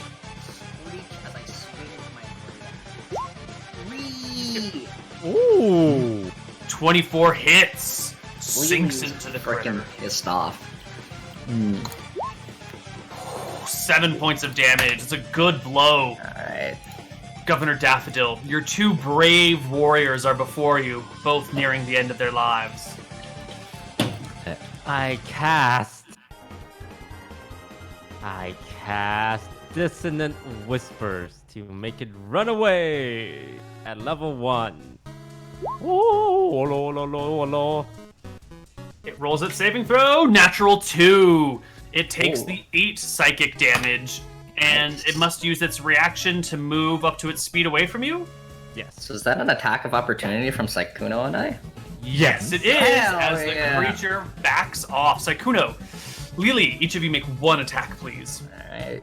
Ah. Fucking great axe, bitch. Oh. Potato hits it. Lily does not hit it. No, your axe hits the side and falls, doing no damage, but Wait Potato a hits him. second. Potato hitting it means healing. Not quite. anymore. The That's The dust. sword already did the Okay. steal. 3 points of damage to Nice. the Earth Elemental as it backs away from you. It is slightly off the map. Let's see, what else happens on Dissonant Whispers? That's really about it. It takes 3d6, must move away. As far as the speed, if the creature doesn't move into obvious damage terrain, blah, blah, blah. Okay, so then on its next turn, it will just move right back. Well, no. It's really low on HP. Hold on, it needs a morale check. Let's see how the Earth Elemental feels about this stuff. Because it doesn't like you guys, but it does like its own life. But it is really close. 3 of you are almost dead, and the other one's just a squishy wizard. But the Earth Elemental's almost dead too. But your weapons don't really hurt it, but you do have some spellcasters. That is a pass with flying colors.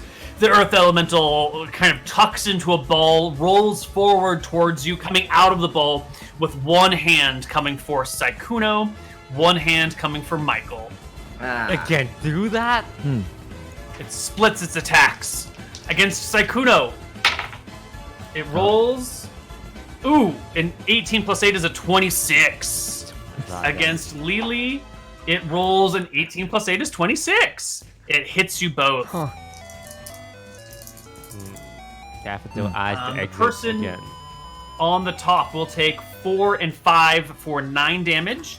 Ooh, And that's the person yes. on the bottom All will of my take health again.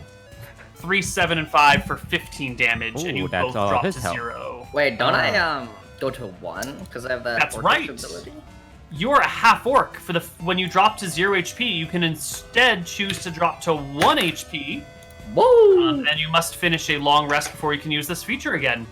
Ooh, Right. Daffodil takes notes of the positive racial benefits of being a half-orc. Mhm. Yeah, wait, are orcs like? Yeah, not all orcs. Yeah. All right, Potato, saving throw, death saving throw. Seems familiar.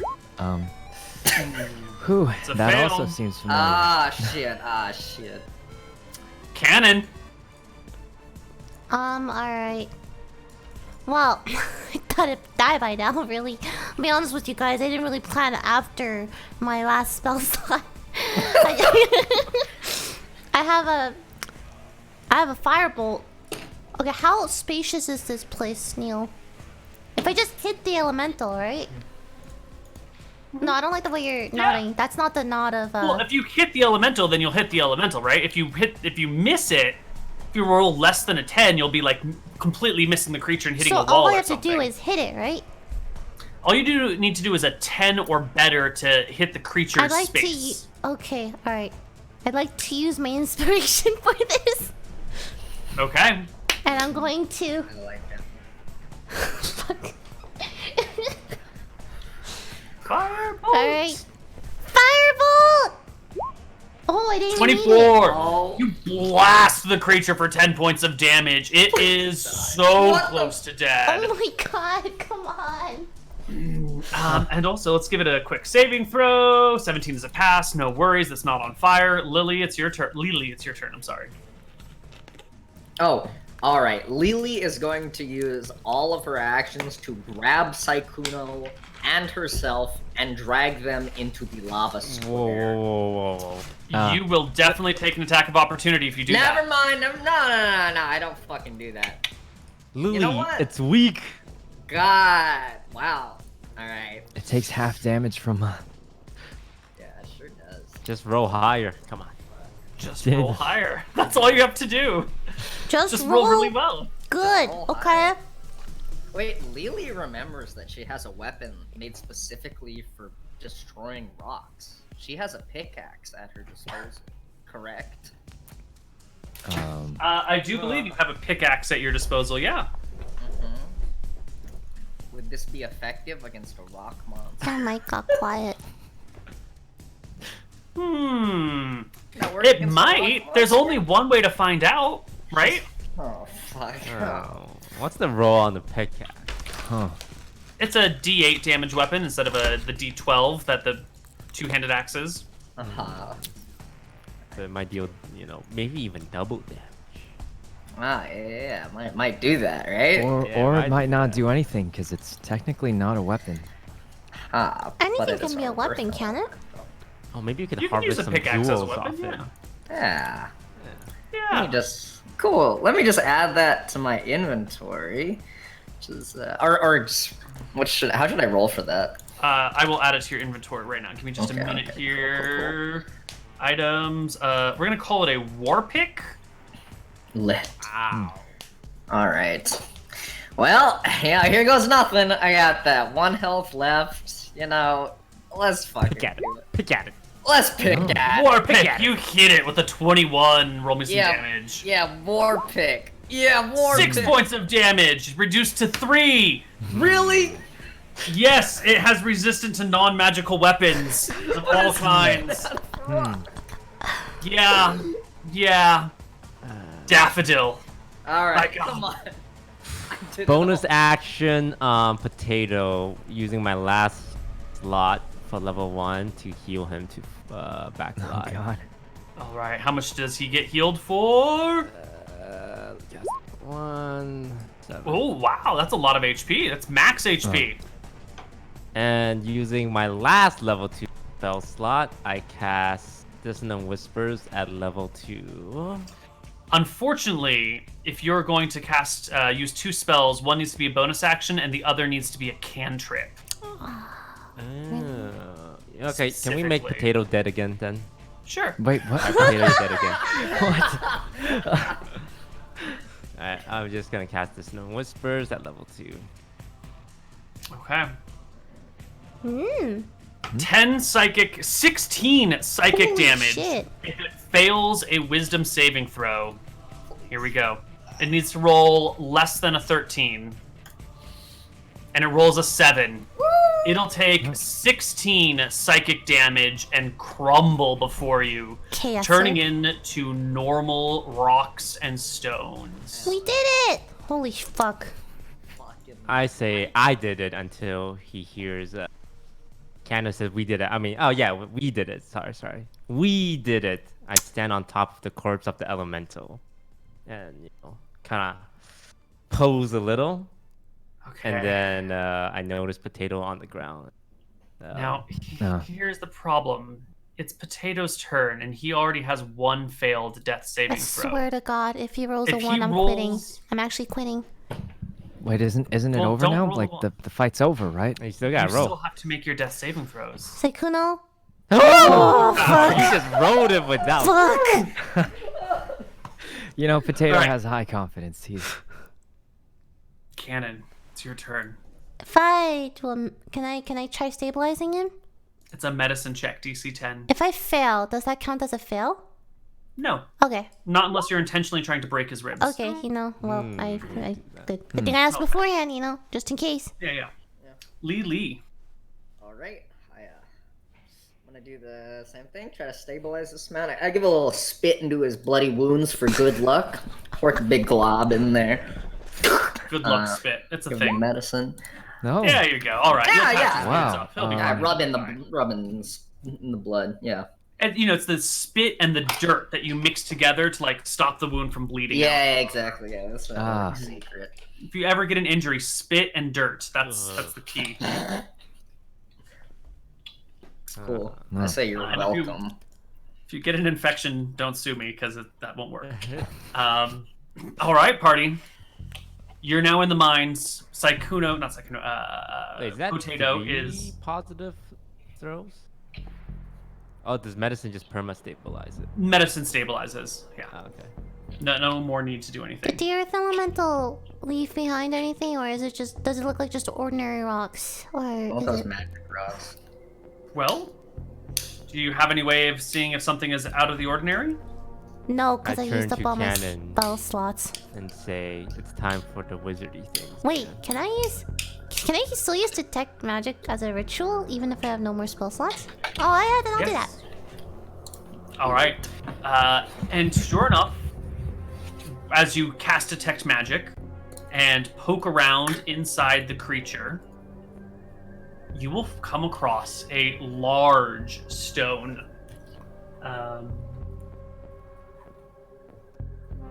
She's not getting the fucking monster manual or anything, right? No. It's about yay big. Ah, I'm just looking for something the right size. About the size of this tankard. And it is made out of this, actually a very similar color. This sort of grayish, silvery stone. And it emanates magic. I take it. Okay. Is that the only thing Uh, that's emanating magic? Okay, then I just take that. okay. You have it. I looked Add at it to your character sheet. It weighs 2 pounds.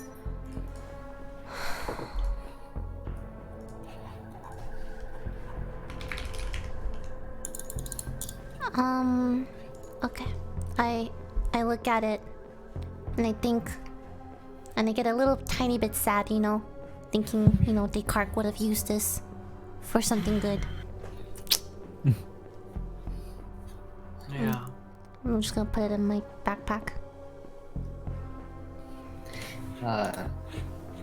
Lily moseys on over to the rocks, the pile that the elemental left behind. She starts eating them to gain its power. huh. Are these Start eating rocks. She starts eating the body of the earth elemental to gain power. Nice, bird girl. Nice. Okay. Give me a Constitution saving throw. Doesn't sound good. That's fine. Don't even worry about it. That's a really good roll. That's really Eating good. the rocks. Yeah. Do I gain anything from that? No, Am I you getting off just the don't puke everywhere when you eat. Okay, cool. I see Lily eating rocks, and I turn to Potato and Daffodil, you know, give them that look, like, you know, she's something else. Yeah, these people are barbaric.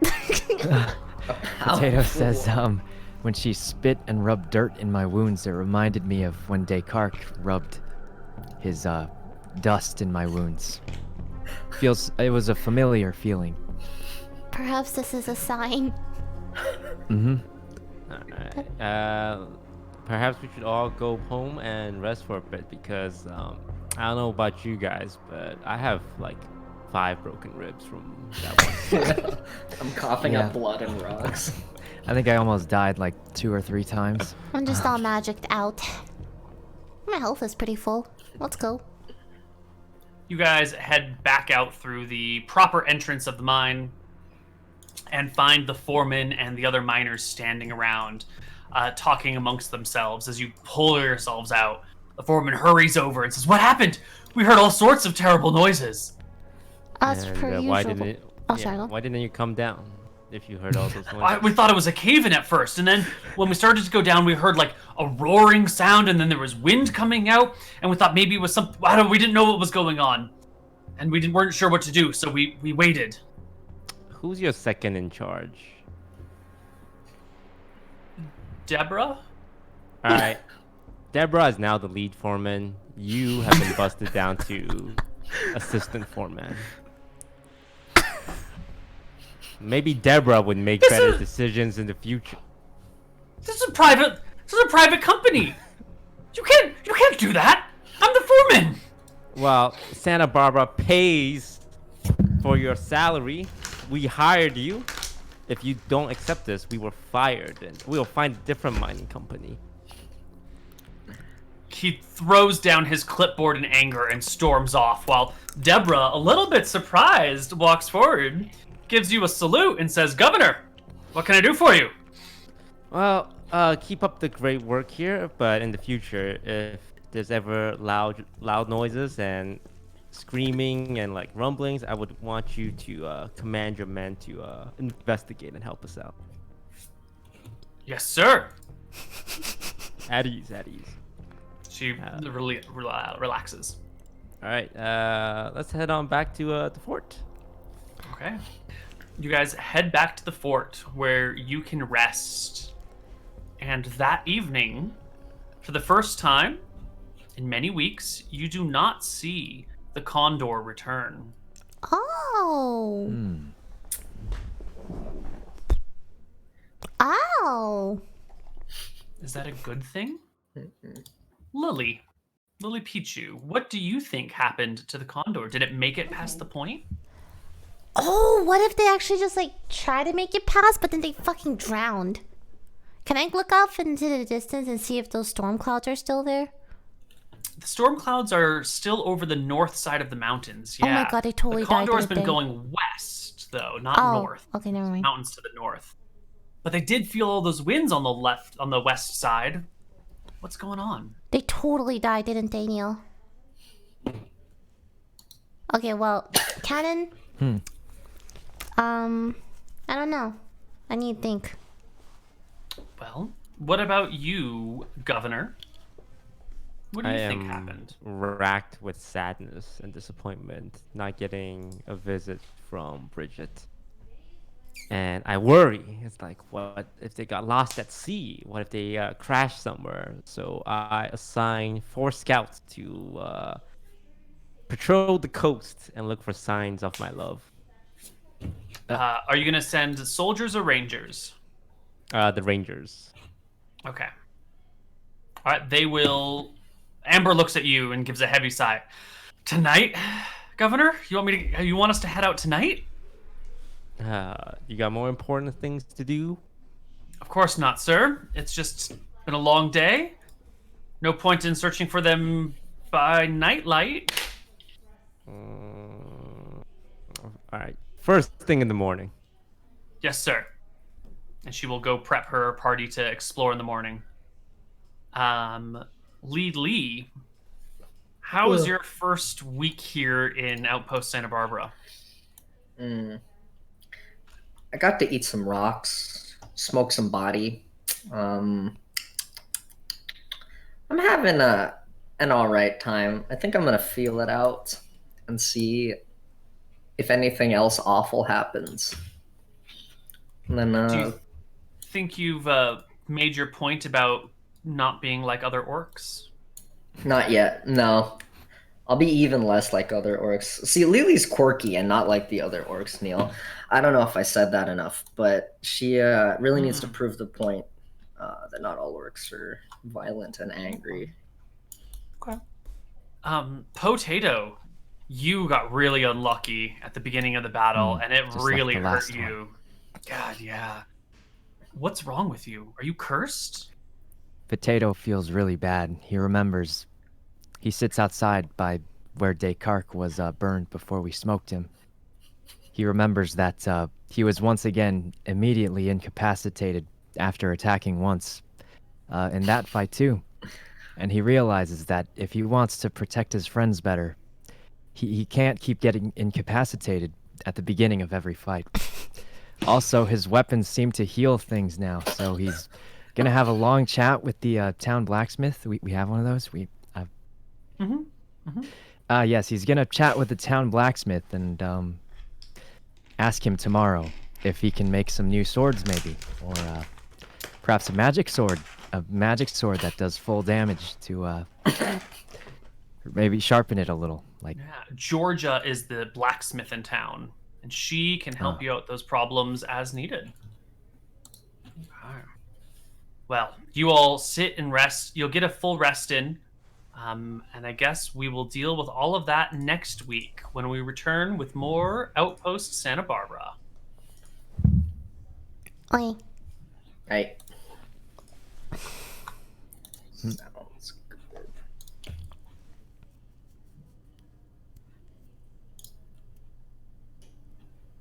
Anything else?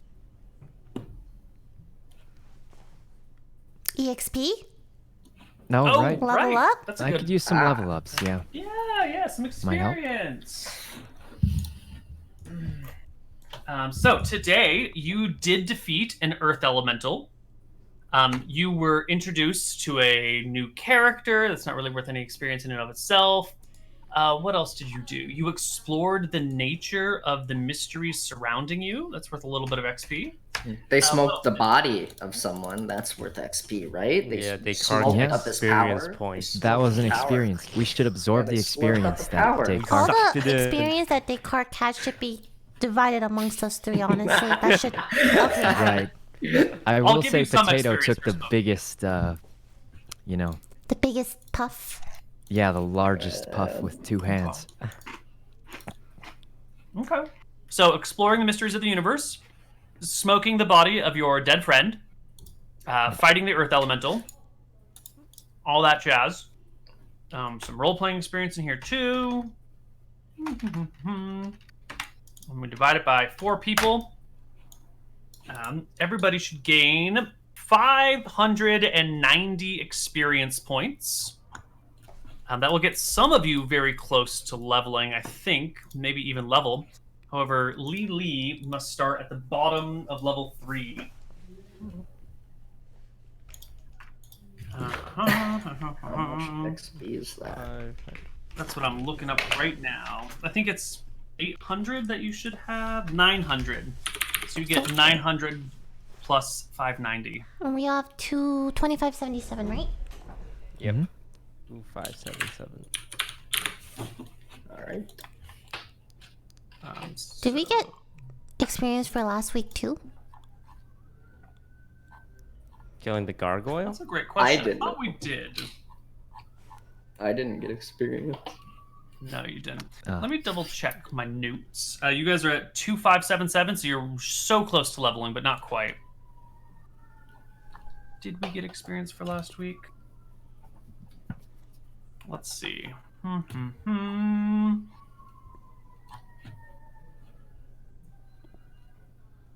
Probably didn't. Ah, No experience given. Okay. So let's figure out how much XP you got for last week's everything as well. Let's see. I think it Last should just week- be Sykkuno and me, right? The fuck Yep. up. Shut the And fuck up. Toast. Shut the fuck up. Oh, right. Sorry.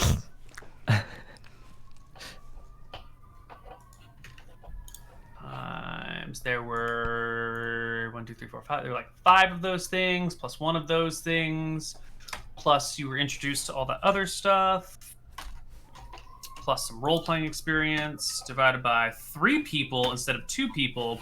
So for last week, each of you take home 720.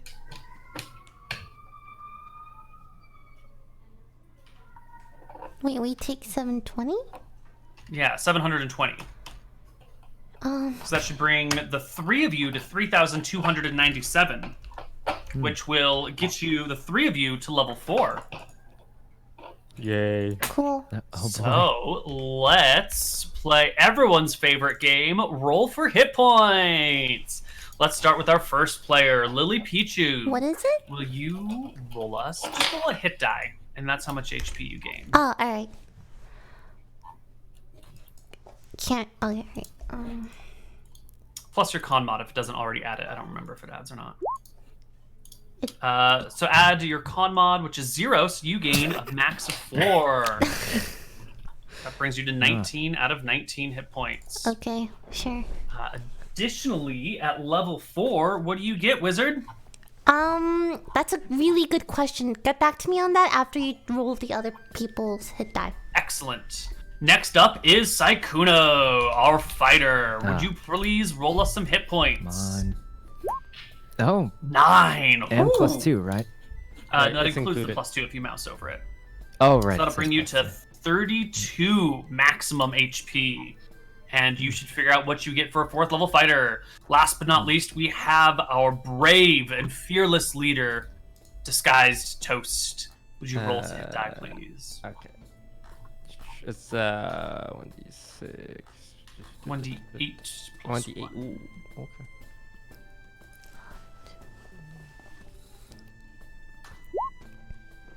+1 for your Constitution brings you to 8 more HP, bringing you to a max of 30. Woohoo! Very nice. And you should also figure out what you get for being a bard. Back to LilyPichu. What do you get at 4th level? Just his ability score. That means you get to what? You get a +2 to 1 stat, +1 to 2 stats, or you can take a feat. One of those 3 options. What would you like to do?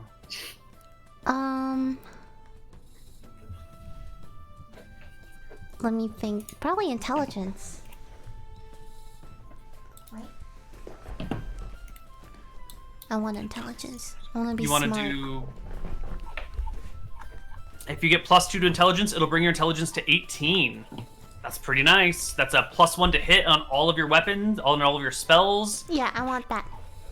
+2 Excellent. Well done. I intelligence. see you've already done it. I am very Okay. smart. Potato, what do you get at 4th level? I think it just says like +1 ability score. Right, so same thing. You get +2 to 1 stat, or +2. I'm sorry, +2 to 1 stat, or +1 to 2 different stats, or you can take a feat. Let's see. Feet Drake. I'll just take, I don't, what, should I just take stats? I feel like, If you take a +1 to your dex and con, you'll hit 16 in each. Your AC will go up by 1, and your HP will go up by 4. oh, yes, I'll do that. I'll take, 16 in each of those then.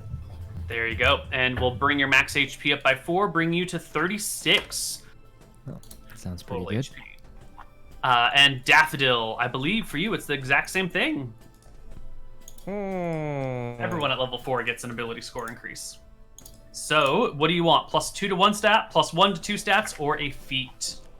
Ooh, I do like feet. I mean, let me take a quick look at these feet. Yeah, there are some slight house ruled modifications, which I will link you. So you don't have to make this decision right now. You can make it over the break between sessions, but just double check whatever feat you're looking up with that list, with that wiki page I've posted to you, so you Okay. can see if there's a slight modification to it, Yeah. or if it's actually been nixed altogether. Some of them have. I shall take a look. Okay. And I think with that, we are done for the day. Lily, you want to take us out? Yes, thank you for watching. Guys, want to shout out anything? I'll update all the in-game overlay by next week, and go commission another top-down model of Lily, the half-orc hot girl, female, quirky artist. Other than that, that's it. Goodbye. Peace.